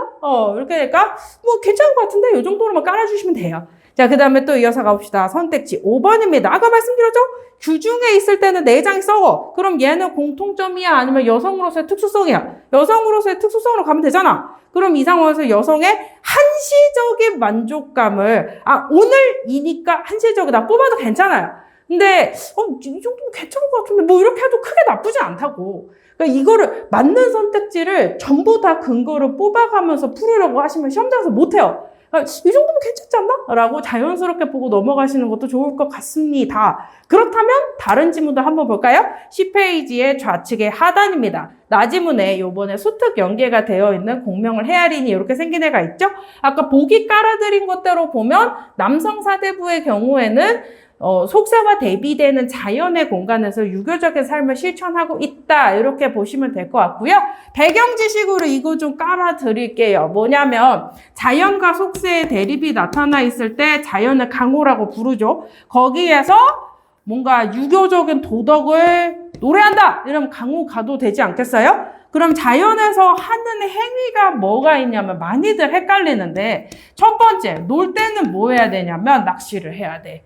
낚시할 때 조자가 붙습니다. 조, 대, 이런 것들이 붙어요. 그러면 집 안에서는 뭘 해야 되냐고 책을 읽어야 돼. 과거 시험 잘 보려고? 아니! 나 스스로를 수양하기 위한 측면에서의 독서가 붙는 거예요. 안에서 밖에서 이렇게 깔아놓으면 좀 편할 것 같은데 다시 안에서는 책 읽고 밖에서는 낚시해. 약간 이런 느낌. 강태공 같은 느낌 깔아두시면 될 것 같아요. 그럼 얘는 쉽지 않을까? 보자. 맞으면. 공명, 속세지? 속세를 나타내는 체크해보고 이걸 헤아려 보니까 영예롭긴 하지만 치욕스러운 것도 절반이야. 그래서 속세의 가치관 이렇게 된단 말이죠. 그래가지고 동문회 개관하고 단어 뜻 있죠? 벼슬을 그만두고 이렇게 되면 관 보이나요? 벼슬 할 때 쓰는 모자를 내 동쪽에 있는 문에 걸어놨다는 뜻이야. 이제 이 모자 안 쓰려고. 나는 벼슬 하다 이제 은퇴한 거예요. 그리고 공간 잡으셔야 되죠? 전려라고 하는 내 자연 속의 공간에 들어왔어. 그럼 자연 속에서 뭐 한다고요? 안에선 책 읽고 밖에선 낚시하고. 보이죠? 그래서 책 같은 거 읽는다. 독서. 됐네? 그 다음에 또 뭐 나오죠? 안내에 나가서 낚시해야 돼. 그리고 이제 그걸 할 거 다 했는데 그럼 뭐 할까? 아, 이거 약초 캐기도 할 거야. 그 다음에 높은 데 산에 올라가서 등산도 하고 경치도 볼 거야. 여기저기 돌아다니기도 할 거야. 이런 거 하시면 되겠죠? 그 다음에 이런 거 이제 모르면 안 되지? 맑은 바람과 밝은 달 이런 거 자연 친화잖아. 이런 거 몰라도 되죠. 야, 이거 안 달아줘서 못 풀었다. 이런 얘기 하면 안 되지. 야, 대충 뭐 느낌이 그런 거 하다 붙이면 되겠죠. 그냥 설명을 해드릴게요. 맑은 바람이 머무르기 시작하고 밝은 달이 스스로 건너오니 뭐 하여튼 이런 뜻이에요. 알지 못하겠다. 이같이 즐거워. 아, 정소남 주워 먹어야 될 거 아니야. 매우 즐겁다. 무엇으로 대할 수 없니? 없어. 이게 즐거움의 최고야. 그럼 평생에 이리저리 즐기다가 그냥 태평하게 살다가 자연에 순응하면서 살면 그 좋은 거 하나로 알았다고요. 그럼 얘를 이제 연결해서 선택지 1번, 30번에 선택지 1번 연결해서 보실까요? 그럼 여기 시키는 대로 해봅시다. 여기 안내에 고기 낚고 아까 말씀드렸죠? 낚시하는 거 자연 속에서 머물러 사는 삶이라고 했잖아요. 그럼 얘는 사실 여기 특수성 별로 없잖아. 여성으로서 특수성 별로 없으니까 그냥 공통 유교적인 내용으로 연결하면 될 거 아니겠어요? 그래서 유교적 가치가 있는 거고 여기에 있는 안내나 뒷산, 품고 있는 전려를 둘러싸고 있는 자연의 공간은 이 케이스는 일상적 생활 공간으로 가면 되지. 왜? 평생에 즐긴다고 했으니까. 괜찮죠? 이어서 가볼까요? 그래서 선택지 2번 어떠신가요? 나에서 전려에 돌아와서 책 읽는 거 있잖아요? 보이나요? 책 읽는 거 있잖아요? 유교적 입장으로 말씀드렸죠? 집안에서는 독서해야 된다고요? 그래서 유교적 가치 내면아 나쁘지 않죠. 됐습니다. 선택지 3번 한번 볼까요? 나에서 청풍과 명월을 매우 즐거움으로 여기는 거 괜찮나요? 자연 친화잖아. 그럼 이 케이스는 유교적 인식으로 드러낸다. 나쁘지 않겠죠. 그냥 자연스럽게 받아들이시면 된다고요. 이걸 어떻게 다 꼼꼼하게 생각하냐? 이렇게 선택지가 많은데 지금 한 선택지 2번씩 보고 있는 거 아시겠어요? 그래가지고 정보량이 너무 많을 때는 자연스러운 애는 그대로 받아들이시는 게 좋을 것 같습니다. 다지문도 가야 돼요. 10페이지의 우측 상단입니다. 다지문이요. 청산이 둘러있고 푸른 계곡물도 아, 자연이네? 아, 난 좋은 건 네모해. 그래서 청산이 있고 그다음에 푸른 계곡물도 흘러가. 아, 여기 뭐야. 바람과 달도 내 친구가 되네. 이건 머릿속에 뭐가 생각나야 돼? 자연 친화. 내 친구죠? 그 다음에 흰 구름도 흘러가네. 자, 이 경우에 뜬구름 부은 아니지? 자연 속에서 누리다 한적한 삶으로 이야기하면 되고, 백구하면 뭐 나와야 되냐고. 무신 무라일체. 이런 거 나와야 될 거 아니겠어요? 그래서 이거를 100년을 함께 놀자고 하는 백구랑 나랑 같이 놀아? 자연 친화. 됐죠? 그럼 얘는 정말 그냥 자연 속에서 즐기는 삶만 있잖아. 그럼 연결해볼까요? 여기 시키는 대로. 풍월이 벗이 돼요. 자연 친화잖아. 그러면 여기에 해당하는 거. 이런 거를 생각하지 말라고. 얘가 자연 친화가 나왔을 때 풍월은 친구가 되는 거면 내 주변에 풍월이 친구로 존재해야 되는 거니까 스스로 만족하는 흥취가 아니지 않을까? 이걸 어떻게 생각해야 된다고 볼까? 아, 그게 아니라 여기에 유교적 가치 내부에 자연 속에서의 자족적 흥취 정도면 괜찮은가 보다 이렇게 초점을 맞춰주시라고요. 이거 언제 다 생각하고 있어. 너무 힘들어. 자, 가볼까요? 선택지 5번입니다. 여기서 백구와 백년을 놀고자 하는 것은 100년이라는 시간에서의 지속적인 괜찮겠군. 요 정도로 잡아주시면 돼요. 교훈. 그래서 요거 문제 하나 푸는데도 이렇게 시간이 오래 걸리죠. 이랬을 때 얘를 빠르고 정확하게 풀려면 어떻게 해야 되냐면 선택지가 길잖아요. 이게 적절하고 적절하지 않은 거를 정확하게 판단할 수 있어야 돼요. 근데 아까 말씀드렸죠. 그 판단이 보기에 있는 설명이 2개라고. 보편적 속성이 나오고 한 작품만의 특수성이 나온다든가 공통점을 보여주거나 차이점을 보여주거나 이렇게 2개가 나오거든요. 거기에서 여기 차이점 나온 거 제가 잡아드렸죠? 그랬을 때 시적 상황이 여기에 붙는지 아니면 보편성에 붙는지는 여러분이 판단하셔야 되는 거예요. 왜냐면 그래서 요 훈련을 누적하셔야 되는 거지, 작품 자체에 대한 공부나, 기출문제의 경우 작품 자체에 대한 공부나 정답의 근거를 뭐 옮겨 쓰는 거나 이런 걸 하지 마시고 선택지를 잘라가면서 읽는 방식으로 연습을 하시는 게 좋을 것 같고요.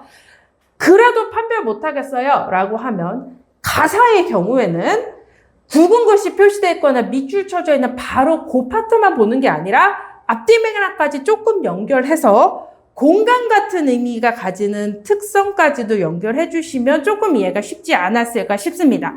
자, 이게 가장 난도가 높았고 가장 많이 틀렸던 고전 시가 복합의 30번이었습니다. 그 다음에는 현대 소설을 좀 소개를 해드릴게요. 매우 당황스러운 거, 이거 비연계인 건 맞아. 그리고 염상섭 선생의 작품이 좀 내면 심리를 많이 서술해놓고 3인칭 시점임에도 불구하고 1인칭과 다를 바 없기 때문에 당황스러운 것도 맞아.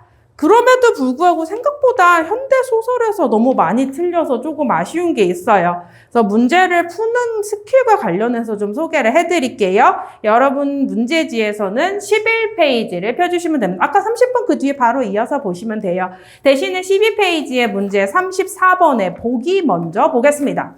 얘는 보기를 진짜 빡세게 봐야 돼. 볼게요. 이 작품은 전통과 근대 가치관이 혼재된 시기인데 엄격한 상하관계에 기반해 있던 신분 제도가 혼란해진다. 이게 전체 주제예요.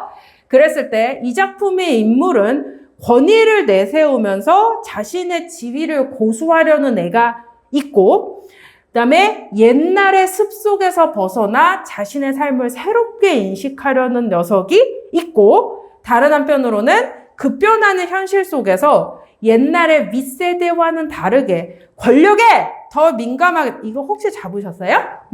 요거 새로 나온 단어라는 거? 여기 앞에는 뭐가 나오죠? 신분제도나 상하관계로 이야기가 되는데 권력이라는 키워드가 새로 나왔죠? 여기에 더 민감하게 대응하는 사람이 있고, 여기까지 이렇게 잘라 놓으신 다음에 이렇게 보면 되겠네요. 이 작품은 이해를 못할까봐 밑에 또 깔아줘. 현실에 작용하는 뭐가? 권력이 다양한 계층에게, 인간들에게 영향을 끼치는 상황을 재현해서 결론은 신분적 위상이 흔들리고 있대. 그럼 이 구조 어떻게 보셔야 되겠냐고요?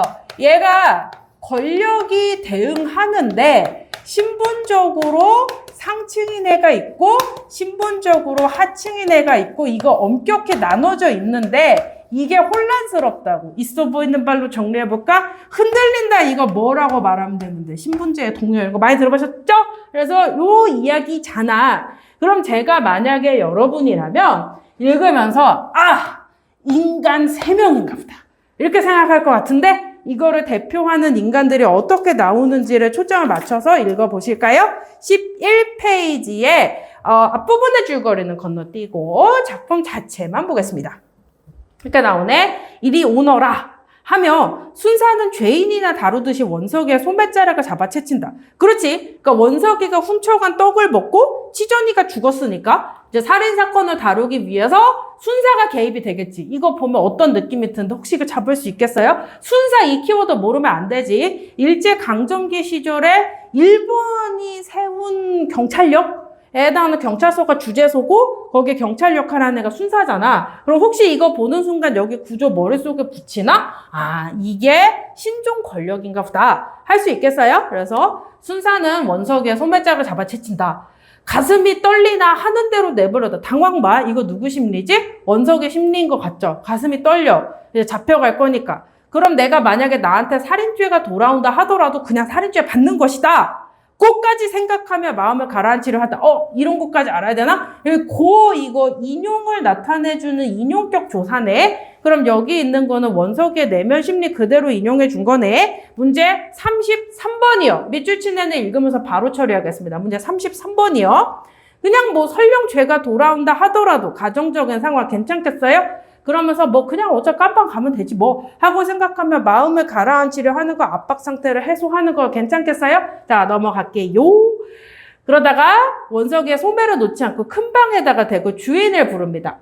그랬더니 그 집의 주인인 노영감이, 늙으신 영감이 유리창 밖으로 내다보다가 순세가 오니까 누구든지 나가보라고 소리를 치니까 그 약 쓰는 걸 맡아보는 뭐 부하겠지? 선다리가 나왔다. 근데 순사가 네가 주인이냐고. 아닌데요? 하니까 이 선다리라는 늙은이는 벌벌 떨면서 뒤로 들어가고 노영감에 해당하는 분이 안양덕?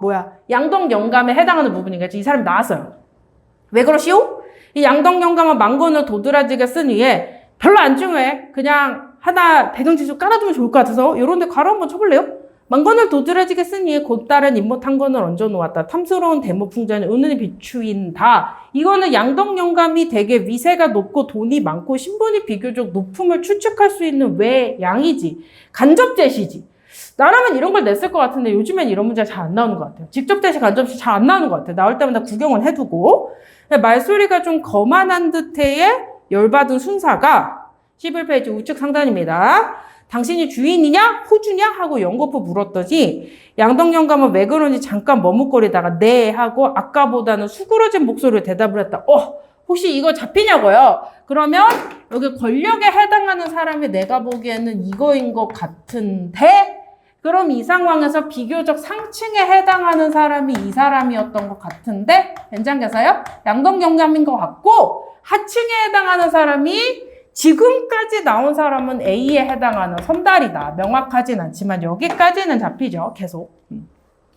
파출소로 갑시다. 임교시오. 무슨 일인데요? 나도 몰라요. 어서 옷 입으세요. 하는 동안에 영감은 마루로 나서고 꽃갈 참봉이 누가 소식했는지 눈이 동그래져서 꽃가루 휘젓고 튀어나오고 아들 손자 할 것 없이 삽시간에 마당에 빽빽하게 모여들었다. 원석이 와이프는 막 눈물을 흘리면서 튀어나와서 동그란 두 눈을 회회 내줬다가 남편이 순사에게 붙들려 섰는 것을 보고 틈을 비비고 섰다가 꽃갈 참봉에게 호령만 당하고 사람들의 틈으로 물러섰다. 별건 아닌데 여기 굵은 것이 나오니까 해치고 넘어갈게요. 34번입니다. 동그란 두 눈을 회회젓는 원석의 처에게 여전히 호령하는 꽃갈 참봉의 모습에서 신분적인 지위를 고수하거나 권위를 내세우니까 키워드 붙일 수 있겠어요? 여기 있는 권위와 호령 키워드 이렇게 붙이는 거 괜찮을까요? 제 생각엔 나쁘지 않을 것 같은데요? 그죠? 그러면 여기 양덕 영감 밑에 이런 것도 붙이면 좋겠네. 꽃갈 참봉에 해당하는 사람이 상층인 것 같고 그렇다면 여기에 붙은 원석의 처에 해당하는 거니까 원석 내외도 신분상으로는 비교적 하층이었겠네? 이게 권력에 대응되는 양상이 좀 다르네? 계속 갈게요. 또 다른 거 없나? 다른 거 없으면 계속 갈게요. 왜 그러시오? 치전이가 죽는데 무슨 상관이 있는지 알고 그러시오. 그 일이면 내가 자세히 아니 나 하고 갑시다. 그러니까 원래는 그 양덕 영감을 데리고 가려고 하니까 꽃갈 참봉이 치전이 죽은 일의 상황은 내가 알고 양덕 영감은 모르니까 그냥 나를 데리고 가라 라고 꽃갈 참봉이 나서면서 이렇게 말하니까 이 말에 누구보다 놀란 사람은 원석이었다. 심리 직접 제시지? 벌써 치전이가 죽었다는 소문이 돌았군 이라고 했는데 그 바로 밑에 줄 보세요. 치전이가 죽었어? 하고 놀라는 소리도 그 중에는 들렸어. 33번의 선택지 2번. 자, 이거 당황하시면 안 되죠. 공유되지 않고 있다고 여겼던 일이 치전이 죽은 일이라면 모두가 알고 있었다고 볼 수 있어 없어? 그 밑에 죽었다는 걸 듣고 놀라는 소리도 있으니까 모두가 이미 아는 건 아니지. 이 문제의 교훈이 뭐죠? 여기에 밑줄 치내 보고 위에서부터 밑줄까지만 읽고 나서 문제 풀면 답 안 나옵니다. 밑줄 치내 나오면 그 바로 앞뒤 맥락까지 보고 정답 판단하셔야 되겠죠? 33번의 오답은 2번으로 가시면 되겠습니다. 계속 볼게요. 그랬더니 순사가 그러면 간다면 당신도 같이 갑시다 라고 하면서 순사는 자 여기 가볼까 밑줄 쳐 부자를 아버지 자식이죠. 그러면 인물 관계 나왔어. 여기에 있는 양덕 영감이 아버지인 것 같고 꽃갈 참봉이 아들인가 보다. 그래서 부자를 데리고 갈 눈치다. 꽃갈 참봉이 나중에는 허리를 굽실리면서 입으로는 쇳내라고 저보다도 더 낮은 표현이지 나 자신을 겸양하는 표현이 쇳내를 입에 올려가면서 애원을 해보았으나 애원의 내용은 뭐겠어요? 다 데리고 가지 말고 나만 데리고 가라 이런 얘기겠죠? 그런데도 끝끝내 순사는 고집을 세워서 어디로 도망이나 할 염려가 있는 듯이 아버지와 아들의 옷을 내어다가 입혀서 앞장 세우고 주재소로 갔단 말이죠. 그래서 경관의 앞에는 상전 하인이 없었다. 그래서 이런 일은 이곳에 주재소가 나와서인지 여기에 나오는 이런 일이 뭐겠어요? 경찰 앞에 주재소에 있는 순사 경관 앞에서 상전이든 하인이든 상관없이 쫄아있는 상황은 수십 년 내에, 아니 이 집에 가문 하에서 없던 일이었다라고 한다면 뭐 먼저 볼까요? 34번 먼저 볼까요? 자, 여기 위에 제가 34번에 보기에 있는 부분을 체크를 해놨습니다. 어디까지 얘기해? 완고하던 신분적 위상에 동요하고 있다까지 얘기되죠. 34번의 선택지 3번입니다. 경관의 앞에 상전 하인이 없었다는 것에서 당시에 작용했던 새로운 권력, 여기까지 괜찮죠? 경관에 해당하는 권력이 연결되나 잘 보라고. 여기 판단 여기까지 끄덕끄덕 괜찮죠? 그럼 계속 기존 신분제의 엄격한 상하관계, 상전 하인 그래 그렇다고 쳐. 그러면 혼란 이게 역전까지 가냐고. 이게 아니라 뭐로 가야 돼? 여기서 멈춰야지. 동요로 멈춰야지. 왜? 여기가 새롭게 상층이 되고 얘가 이제 하층이 됐으니까 기존의 상하층 사이의 역전이 아니라 완전히 새로운 상층 권력이 나왔다는 뜻이잖아요. 그러니까 여기 키워드에서 상하관계 역전이라고 보면 안 되지. 이 문제 내는 스킬 혹시 알겠어요? 여기에 있는 부분, 아이고 나와라. 나와라. 여기에 있는 것까지는 지문에 있는 내용. 그 다음에 새로운 권력으로 인해 엄격한 상하관계가 역전된 사회 혼란상을 엿볼 수 여기까지가 해석의 내용. 그럼 여기서 뭘 붙여야 되냐고. 이 키워드에 해당하는 거 여기에 대응되는지를 여러분이 판단하셔야 돼요. 키워드 뽑는 연습 하셔야 된다 그랬죠? 그 다음에 이게 없었다는 내용이 여기 키워드에 붙을 수 있는지 판별해야 돼요. OX 판단을 할 수 있는 기준을 뽑는 연습을 하셔야 돼요. 그러려면 어떻게 해야 된다고요? 선택지를 문장 그대로 보시면 안 됩니다. 잘라서 보고 하나 더. 내가 OX 판단을 할 키워드를 뽑으시되 이게 제대로 뽑혔는지를 보시면 돼요. 어떻게 확인하면 되는데? EBS에서 해설 나오거든요? 그러니까 그 EBS에서 홈페이지 들어가서 기출문제 보면 거기 해설 줘요. EBS 공식 해설 나와요. 거기를 봤을 때 거기 해설하고 비슷하게 보면 내가 키워드 제대로 뽑은 것이고 이렇게 해야 되는데 만약에 나는 상전 하인 보고 판단하는 키워드 이걸로 뽑아야지 그 엄격한 됐으니까 이거 맞는다고 해야지 이러면 잘못 뽑은 거잖아요. 그러니까 키워드를 제대로 뽑아낼 수 있는지를 보셔야 선택지가 길어질 때에 대한 대응을 잘 할 수 있을 겁니다. 그 뒤에 이어서 가볼게요. 계속 그래가지고 여기 또 연결해 본다면 뭐 어쩌고 저쩌고 굽실거리며 쇳내를 게을려 가면 이런 얘기 나오니까 시킨 대로 가볼까요? 저기 위에 보기에 있는 내용 그대로 가지고 왔고요. 선택지 5번입니다. 34번의 선택지 5번입니다. 수그러진 목소리 정도만으로 순사를 대하는 양동경감과 달리 굽실대면 쇳내까지 하는 꽃갈 참봉의 모습. 내가 키워드 뽑을 수 있겠어? 이게 아버지고 이게 아들이라고 했지. 그러면 이 친구를 윗세대로 붙여도 되겠어요? 그 다음에 여기에 해당하는 권력에도 민감하게 대응하는 모습이라고 하니까 꽃갈참봉이 윗세대와는 달리 쇳내라고 하는 게 새로운 권력에 민감하게 대응하는 거 납득 가능하시겠어요? 이 정도 붙일 수 있겠죠. 그래서 판단 가능한 키워드를 뽑아내는 연습을 하시는 것이 중요하다. 뭐 계속 그런 얘기 하는 거죠. 그 뒤로 이어서 가볼까요? 밑줄 치네 나왔으니까 보고 넘어갈게요. 33번의 선택지 3번입니다. 그래서 이런 일에 해당하는 경찰서 앞에, 경찰 앞에서 상전과 하인업 할 거 없이 다 쫄아있는 상황. 선택지 3번. 시간적인 내력. 수십 년 내에, 아니, 이 집의 가문의 역사 내에 이렇게 되면서 이것이 없었던 일이었으니까 그 있었던 사례상 매우 독특한 것이다, 다른 것이다 라고 하는 이례적인 사건임을 보여준다. 괜찮죠? 기출 분석하면 어떻게 해야 되냐고. 이런 거 무슨 말인지 모르겠어. 사전 찾아봐. 얘가 무슨 뜻인지를 명백하게 알고 가야 돼요. 선택지에 있는 모든 워딩을 다 알고 있어야 기출에 대한 대응이 된다고 생각이 될 것 같아요. 계속 가볼까요? 그 다음에는 이제 중략 다음 부분입니다. 11페이지 우측의 중반이에요. 이 부분은 별로 어렵진 않으니까 빨리빨리 읽을까요? 그래서 치전이가 사망했으니까 그 사람에 대한 장례식을 했을 것 같아요. 하여튼 이와 같이 해서 그날 저녁 시간 잡아두시면 되고요. 그래서 그날 저녁 때 눈발이 날리고 쓸쓸한 가운데 읍내 청년단체 대표자의 어떤 호상까지 조문까지 바꿔서 무사히 지냈다. 시신을 매장을 하고 내려올 때 그 청년들, 아마 청년단체 청년들이겠죠?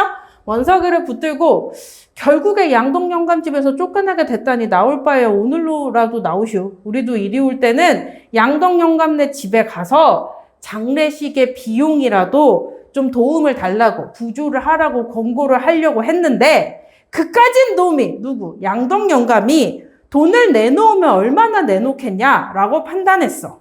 그래서 얘기 안 하고 그만두었지만 지들도 누구? 양덕 영감도 양덕 영감도 좀 정신 차릴 날이 있으리다. 뭐 이제 내가 더 이상은 위세가 높은 상층이 아니라는 걸 깨달을 날이 있으리다 하면서 남의 일이건만 왜 그런지 막 승질을 내서 여러 사람을 충동질을 하는 것 같았대. 그렇다면 34번의 선택지 2번입니다. 그까지 놈이라고 상위 계층의 비속어를 쓰고 있는 거, 그 다음에 정신 차릴 날이 올 거라는 청년의 말에서 슬래시 신분적인 위상이 좀 흔들려가지고 전통과 근대 혼재하던 시기에 흔들리는 이 정도 판단 괜찮겠어요? 다시 이게 신분상 상층에게 놈이라고 한다거나 너 이놈 정신 차릴래? 라고 혼쭐을 내려고 하는 워딩을 한다는 점에서 신분상 그의 상하 관계가 동요하고 있는 것까진 괜찮지. 역전까지는 아니라고 했잖아요. 그래서 이 정도는 괜찮을 것 같다. 그 다음에는 어디로 가볼까요? 12페이지 가기 전에 11페이지 계속 볼까요? 밑줄 있으니까 33번 확인하고 갑시다. 리얼 아닌 게 아니라 저희도 양덕댁에 뭐 장례비 내라든가 이런 거를 말해볼까 하다가 핀잔만 받을 것 같아 그만두었었죠. 원석이도 이렇게 맞장구를 쳤습니다. 33번의 선택지 4번입니다. 대화에서 언급된 대상의 양덕 영감이죠?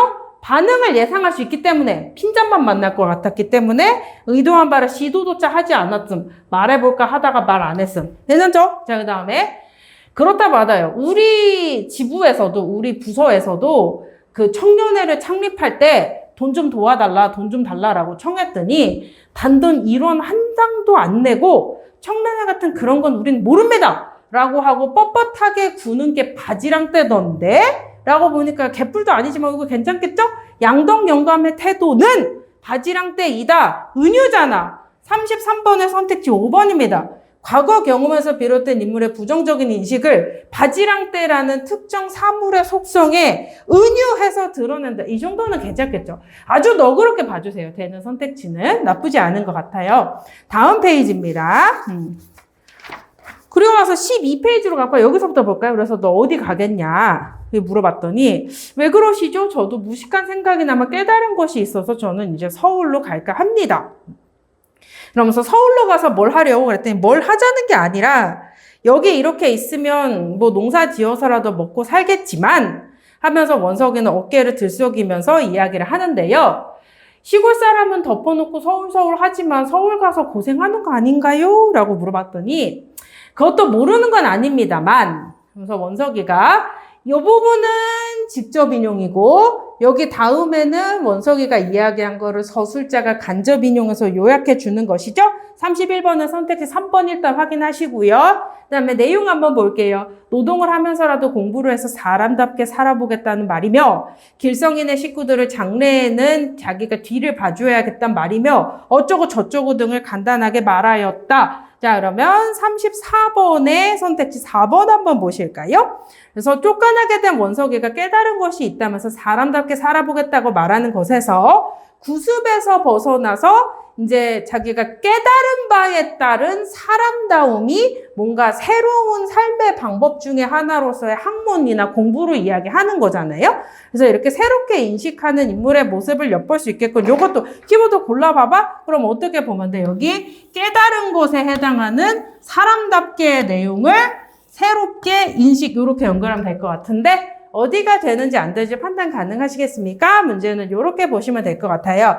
제가 푼 순서 혹시 보여요? 지문 쭉 읽으면서 지문 순서대로 문항을 새롭게 재구성해가지고 봤는데 이렇게 문제 33번 같이 밑줄이나 31번 같이 구간이 명백하게 있는 경우에는 읽으면서 바로 때리시는 게 좋을 것 같아요. 자, 이 문제의 교훈. 그러므로 아까 말씀드렸지만 문제 33번 밑줄 친 내용 확인하는 문제. 나는 이게 오답률이 높은 게 되게 당황스러운 게 그 밑줄 친 니은 바로 밑에 치존이가 죽었어? 라고 놀라는 사람도 나오는데 그걸 왜 못 잡았을까? 그냥 정신 못 차려서 그런 것 같거든요. 이게 선택지가 너무 길고 그리고 이제 12페이지쯤 오게 되면 문학 마지막이니까 이제 독서가 남았잖아. 그러니까 이거 빨리 하고 넘어가야 되는데 막 이래가지고 안 돼가지고 놓친 것 같은데 일단 문제를 정확하게 푸는 게 가장 빠르게 푸는 길입니다.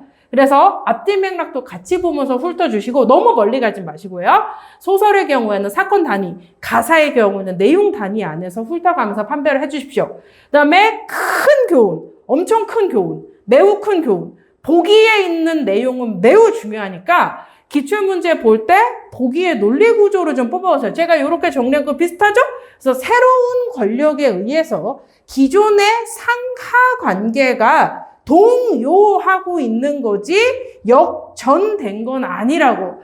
역전이 되려면 요런 애들이 혁명을 일으켜서 얘네들을 부하로 깔고 앉아야 역전까지 갈 거 아니겠습니까?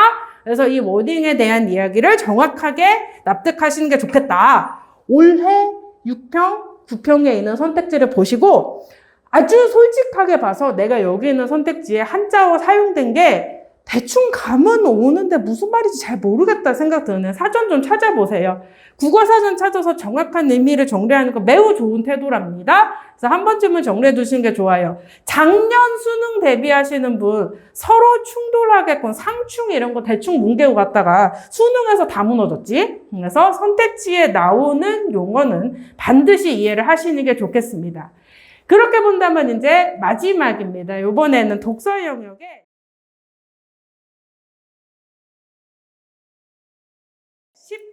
17번이에요. 기술 지문에서 많이 틀렸던 것 같은데 글쎄 제 생각엔 이게 문제가 그렇게 어렵진 않아요. 정답률은 33%네 3분의 1 정도가 틀렸다고 판단이 되는데 아마 시간이 없어서 못 읽었거나 아니면 포기했거나 그럴 가능성이 높아요. 읽어서 이해만 된다면 이게 되게 당혹스럽게 생겼는데 풀 수 있어요. 평가원에 대한 신뢰를 좀 해주시는 게 좋을 것 같아요. 그래서 어디로 가냐면 여러분 문제지로는 5페이지에 있는 지문을 봐주시되 어디에 초점을 맞춰야 되는지를 확인하기 전에 지문 전체를 한번 읽어보도록 하겠습니다. 5페이지에 1문단입니다. 얘는 별건 아니고요. 소리, 음악을 저장하는 방법은 축음기다. 알았다. 이거 수특 연계라서 어거지로 달아준 거 혹시 납득되나요? 축음기에서는 이런 원리인 건데 그 1분단에 밑에서 둘째 줄만 구경해 두세요. 그래서 이 축음기는 소리를 아날로그 형태로 저장했대. 그래서 이후에 등장한 애도 한동안 아날로그로 저장했대.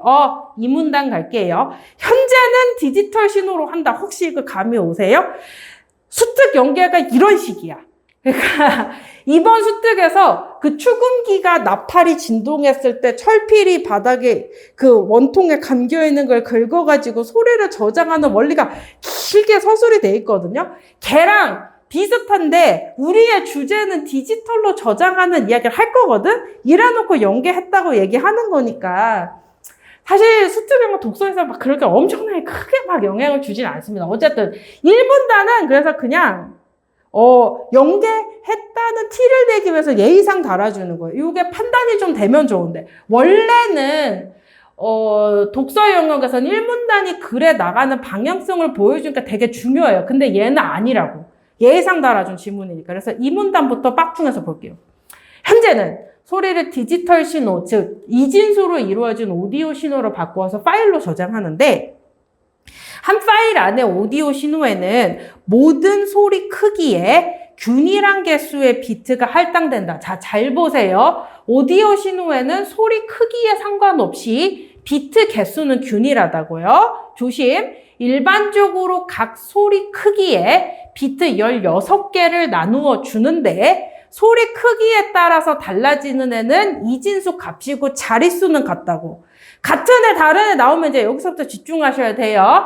소리 크기가 다를 수는 있는데 걔네들 자릿수는 같고요. 거기에 나오는 구체적인 값이 달라진다고. 계속. 그래서 각 소리 크기에 해당하는 자릿수가 커지면 비트의 개수가 늘어나면 소리는 원음에 가까워지는 거지 소리가 커지는 게 아닙니다. 다시. 소리가 커지는 거는 그 이진수 값이 달라진다는 뜻이고 비트 수가 늘어난다는 거는 품질이 좋아진다는 거예요. 알았어요. 그런데 오디오 파일을 저장하거나 네트워크로 전송하기에는 이게 비트 개수가 많으면 데이터 양이 많아지니까 저장 공간을 아끼기 위해서는 신호를 압축하겠대. 알았어. 그럼 이제 대충 감이 오세요? 이 압축하는 과정이 이게 글일 것이다. 이 글의 주제일 것이다. 라고 우리는 뭐를 깔아놔야 돼? 크기랑 소리 크기랑 비트 수랑은 좀 다르다고. 이걸 생각해야 돼. 소리 크기랑 비트 수는 좀 달라. 근데 3번 단입니다. 일반적으로 오디오 신호 압축에는 그래? 여기 A성 네모 쳐놓을래? 전체 주제 같잖아. 그죠? 오디오 신호 압축은 뭐 하는지? 비트 수를 줄이는 과정이야. 알았어. 지각 부호화를 이용한다. 지각 부호화는 청각 특성에 따라서 감도가 낮은 소리를 제거하여 오디오 신호를 압축하는 기술이다. 이해 안 갈까봐 또 얘기하잖아. 감도가 낮은 소리를 제거해서 뭐 한다고? 뭐가 제거되면 압축된다고. 데이터 양이 줄어든다. 크기를 줄이는 게 아니라 비트 수 같은 멋있게기를 제거하면 압축이 된다고. 그죠? 그래가지고 지각 부호화에서 이용하는 청각 특성에는 최소 가청 강도와 차폐가 있다. 열거잖아요. 대충 눈치껏 볼래? 여기 앞에는 이거 보여요? 최소 가청 강도 얘기할 거니까 이거 다음 단락에는 차폐 얘기하지 않을까? 맞겠죠? 그럼 여기 앞에 최소 가청 강도 보고 이 녀석을 청각 특성에 연결해 두시면 되죠. 왜? 뭐 하려고? 16번에 나왔잖아. 청각 특성 불화하잖아. 그러니까 얘가 여기에 사용되는 두 가지이다. 일단 정리해 두시고요. 최소 가청 강도는 뭐냐? 그냥 단어 뜻만 봐도 알 수 있지 않아? 가장 작은 듣는 게 가능한 소리 크기, 소리 세기. 그래서 조용할 때 청각에 감지할 수 있는 소리 크기의 최소값이다. 이거 당황하지 마시고 여기 뒤에서 크다 작다 깔아주면 매우 고맙다고 생각하면 돼. 여기 이렇게 나오잖아요. 최소 가청 강도보다 소리가 크면 되고 소리가 작으면 들을 수 없어. 자, 그럼 여기 추론돼요? 최소 가청보다 작은 소리는 제거했겠지. 어차피 못 들으니까. 그러면 걔의 경우에 데이터 안 넣어도 되니까 압축이 되겠지. 그런 이야기 하는 거 아니까 염려 마. 이따 얘 또 얘기해 줄 거니까. 계속. 그래서 여기서부터 어렵습니다. 자, 주파수 같은 거 배경식 깔아놓으라 그랬죠? 그래서 최소 가청 강도는 주파수별로 그 크기가 정해져 있는데 잘 봐. 이 크기가 소리 크기냐고. 아니죠. 최소로 들을 수 있는 소리의 크기가 주파수별로 다르다고요. 실제 소리 크기가 아니라. 그래서 예를 들어, 자, 예시 별거 아닌 것 같은데 있잖아요. 여기 앞에 정보가 되게 많이 없지. 그리고 예시가 나왔지. 그럼 예시에서 정보를 뽑아야 되는데 글이 짧으면 불친절하니까 아주 잘 생각해야 돼. 봐보세요. 1000Hz에서 10,000Hz 사이는 아주 작은 소리도 들을 수 있지만 이걸 이렇게 해놓으면 어떡해? 그럼 어디까지 뽑아야 돼? 1000에서 10,000Hz까지는 최소 가청 강도의 크기가 작겠군. 이렇게 뽑아줘야지. 읽으면서 추론해줘야지. 너무 짧으니까 좀 불친절하죠? 계속. 여기까지가 괜찮을까요? 100Hz 이하면 저음이겠고. 이게 그래서 불안해야 돼. 이것도 안 지우고 넘어갔네. 무슨 얘기냐면 소리에 해당하는 녀석이 이런 거 아니겠어요? 진동? 이렇게 생긴 사인파 어쩌고 저쩌고 이렇게 생긴 거 아니겠어요? 그랬을 때 이 녀석의 크기에 해당하는 녀석이 있고 혹시 이거 잡히세요? 주파수에 해당하는 녀석이 있는데 이거 살해보면 잡을 수 있겠어요? 100Hz가 어찌고 저찌고는 주파수일 거 아니겠어요? 근데 그 주파수가 낮으면 저음이라고. 나는 이렇게 생각했는데 주파수는 음의 높이를 결정해 주는 거지 소리의 크기를 결정해 주는 것이 아니다. 그러면 이렇게 보면 되겠네. 여기에 따라서 들을 수 있는 크기가 결정이 된다. 그래서 얘가 먼저 나오는 변인이고 이게 우리가 찾아야 되는 녀석이군. 이 정도 생각해 두시면 돼요. 이거 두 개가 다르다는 걸 못 잡으면 못 풀어. 자, 여기까지는 최소 가청 강도. 키워드만 잡아놓을게. 주파수별로 다르긴 하지만 대체로 주파수가 적어서 음 높이가 낮을 때에는 최소 가청 강도가 좀 큰 경우가 많다. 알았다. 차폐 나올 차례죠? 다음 단락. 그래서 큰 소리로 인해서 작은 소리가 들리지 않는 현상을 차폐라고 한다. 그러면 뭘 생각해야 돼? 혹시 이것까지는 생각할 수 있겠어? 우리의 목표는 뭐야? 오디오 압축이잖아. 그러면 큰 소리 때문에 안 들리는 작은 소리는 제거됐겠네. 그죠? 그거를 뽑아내는 거 아니겠어요? 그래서 차폐를 일으키는 큰 소리를 차폐음은 제거가 안 되고 얘에 의해서 안 들리는 애는 제거가 됐겠네. 여기도 조심해. 뭐를 주는데? 주파수를 주잖아요? 그래서 두 개의 소리, 큰 소리와 작은 소리 두 개의 소리에 주파수가, 높이가 비슷할수록 차폐가 잘 일어나고 주파수가 좀 멀면 차폐가 잘 일어나지 않는데, 이거 말 바꾸면 뭐예요? 두 음의 음 높이가 좀 차이가 나면 한 소리가 아무리 커도 작은 소리가 잘 들린대. 그래서 이거를 얘도 주파수를 기준으로 가네. 큰 소리를 내는 차폐음의 주파수를 기준으로 차폐가 일어날 수 있는 가장 낮은 주파수와 가장 높은 주파수 사이의 구간을 임계대역이라고 하는데, 자, 여기는 집중하셔야 돼요. 이렇게 단어 뜻 정의를 주는 파트는 예의상으로도 밑줄 쳐야 되고 얘가 이야기하는 바를 이해를 하셔야 되겠습니다. 그래서 최소 가청 강도가 아니라 이걸 기준으로 차폐를 설명하게 된다면 얘는 이거야. 큰 소리를 내는 차폐음에 여기 나오는 기준은 주파수라고 했어요.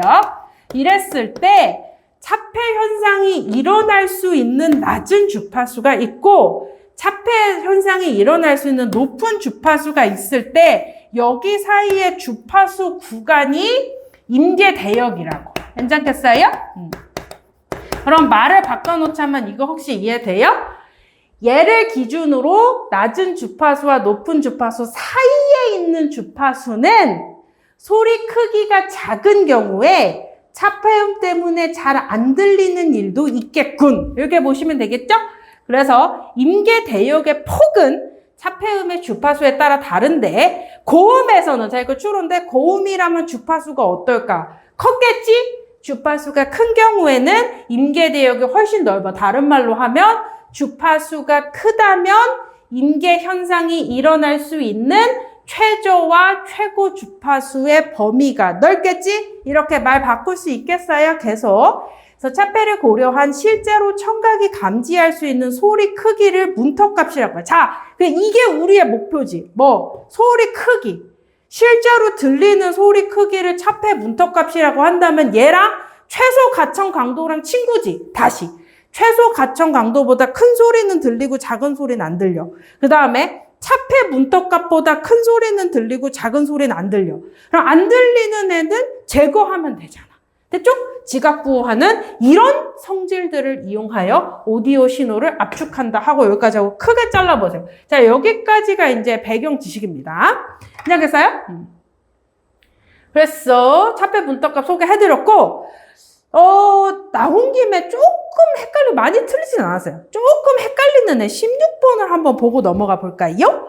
그래서 여기 임계대역에 대한 이야기를 가보자면 주어의 위치를 잘 보시면 됩니다. 이거 추론 가능하겠어요? 16번의 선택지 5번이요. 청각 특성에 대한 설명을 가장 적절한 것은 선택지 5번이요. 차폐음과 어떤 소리의 주파수 차이가 임계대역이 뭐였지? 주파수 구간이었지. 임계대역보다 크다면, 자, 만약에 차폐음의 임계대역이 이만큼인데 차폐음과 어떤 소리의 크기 주파수 차이가 임계대역보다 크면 임계대역 외부에 위치하는 다른 음이 나오겠죠. 여기까지 괜찮아요? 그렇게 본다면 얘는 다른 말로 하면 임계대역 안에 있으면 차폐 현상이 일어나잖아. 그럼 임계대역 밖에 있으면 차폐 현상이 일어나지 않겠지. 자, 이 정도 추론 괜찮겠어요? 이 문제가 내는 난도가 뭔지 알겠어? 여기에 나오는 임계대역의 폭에 해당한 녀석은 주파수고, 이 주파수에 따라서 차폐 현상이 일어날 수도 있고 안 일어날 수도 있어. 근데 임계대역 내부에서도 차폐 현상이 일어날 수도 있다면 그 경우에는 차폐음에 비해서 소리가 작으면 잘 안 들리게 된다고. 얘를 단계적으로 좀 이해하시는 게 좋겠네요.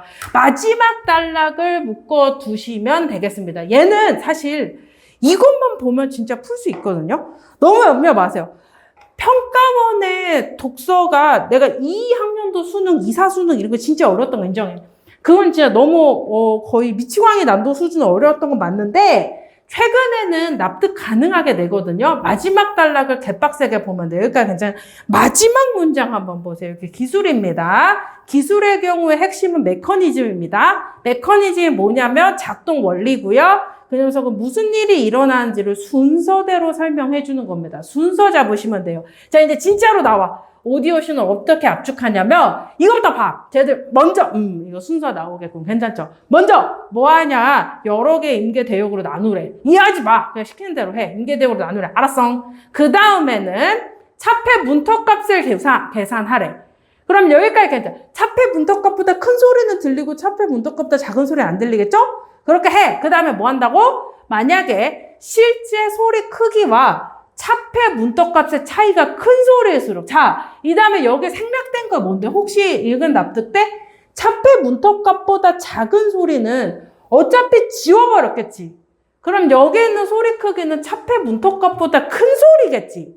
그럼 걔가 큰데 그 차이도 크다면 그럴수록 비트를 더 많이 할당하면, 아까 기억나세요? 비트 수가 많으면 뭐라 그랬지? 원음에 가까워진다고. 소리 품질이 좋아진다고. 소리의 손실을 낮추는 거. 모를까봐 또 얘기하네? 차폐 문턱값보다 소리 작으면 어차피 차폐돼서 안 들리니까 뺀다고. 이런 식으로 압축을 하게 된다면 이게 단데요? 1단계 임계대역으로 나눈다. 2단계 차폐 문턱값을 구한다. 최소 가청 강도는 왜 얘기 안 하는데? 야, 여기 이미 고려했대. 그래? 알았어. 그러면 이것만 구하래. 그 다음에 뭐? 실제 소리 크기하고 비교하래. 그래서 뭐 하는데? 실제 소리가 작으면 빼래. 실제 소리보다 크면 늘 거야. 근데 그게 차이가 작으면 비트 적게 하고 차이가 크면 비트 많이 하래. 끝. 그래서 임계대역마다 당연히 비트가 달라지겠지.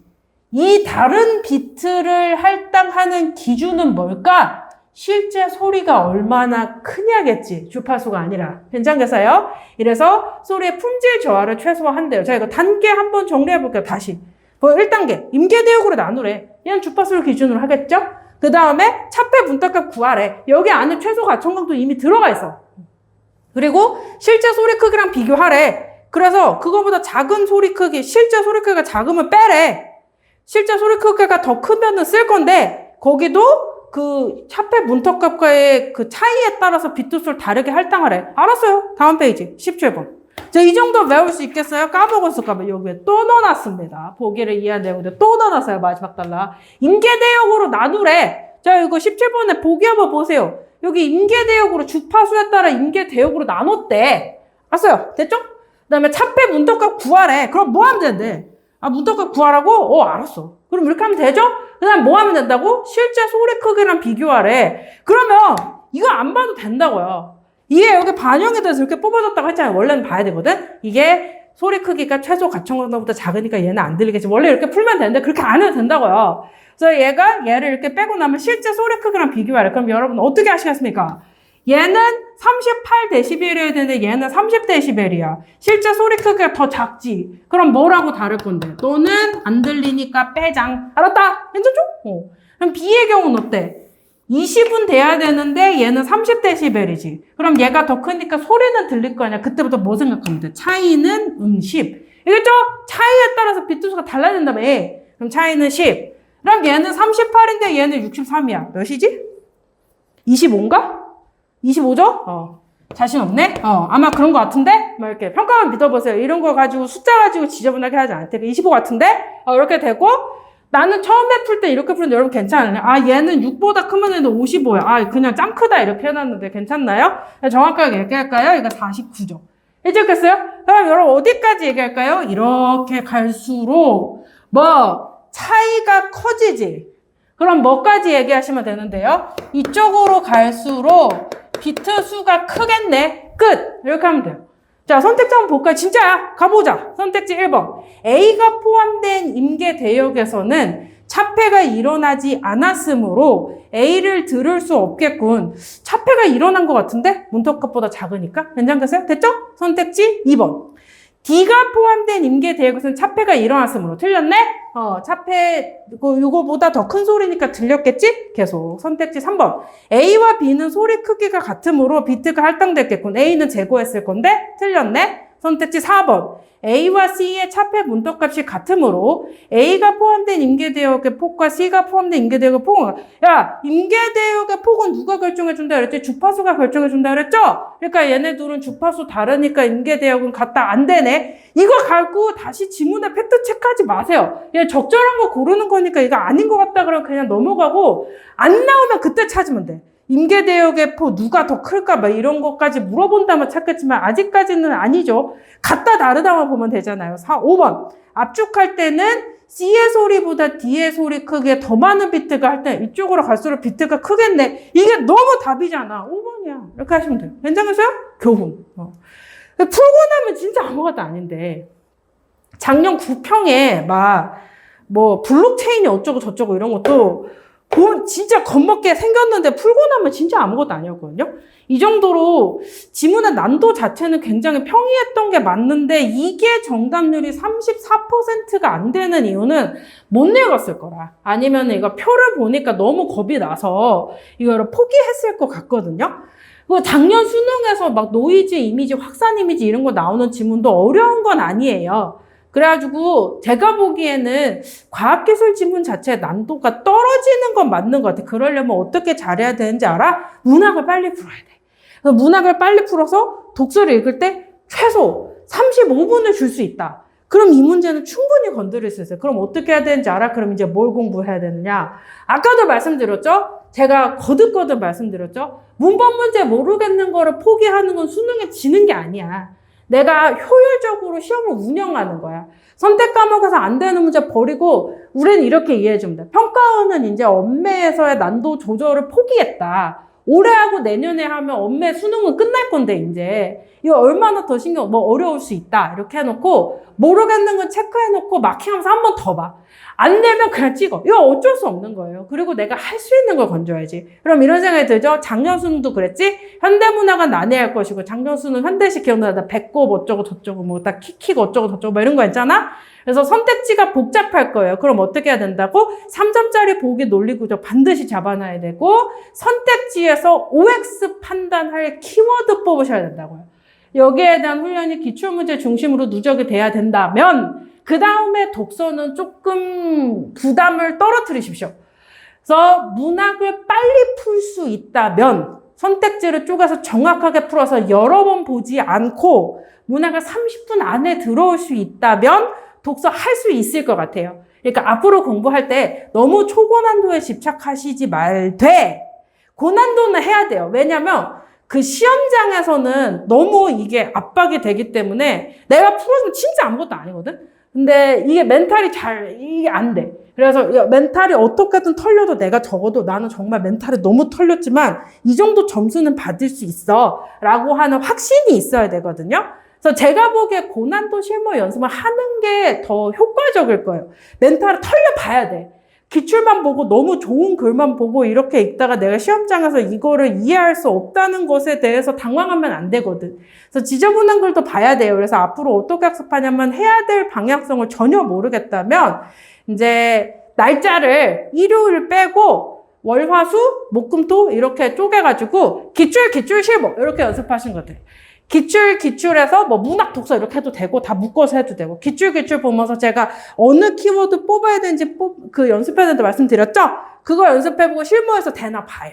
이런 식으로 10월달 운영을 하시고 그다음에 10일 완전 직전이 된다면 아주 최근 기출 45문제 세트를 기출 돌리고 실무 한두 번 하는데 실무의 연습은 뭐냐면 내가 이걸 풀 때 시간이 어느 정도 흘러갔는지에 대한 감이 있어야 돼.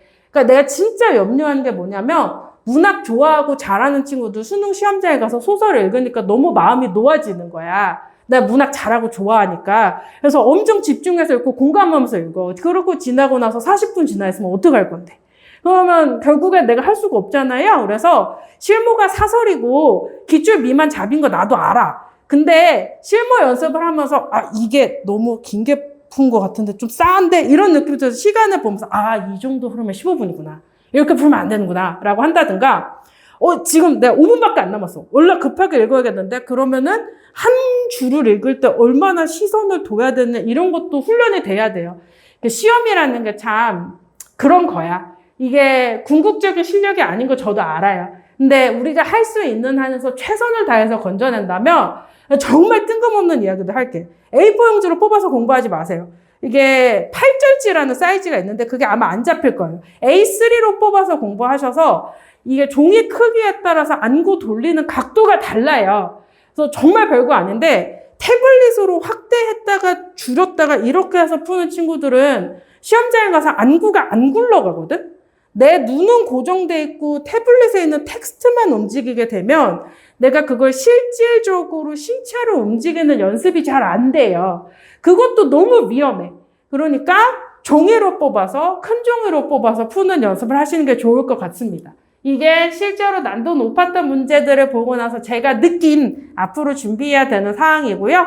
이 모든 이야기는 여기까지 하고 마무리를 해드릴게요. 제가 아까 처음에 시작할 때 문법을 버리는 거는 수능에게 지는 것이 아니다 라고 말씀드렸잖아요. 그 시의 마지막 부분을 좀 소개를 해드릴까요?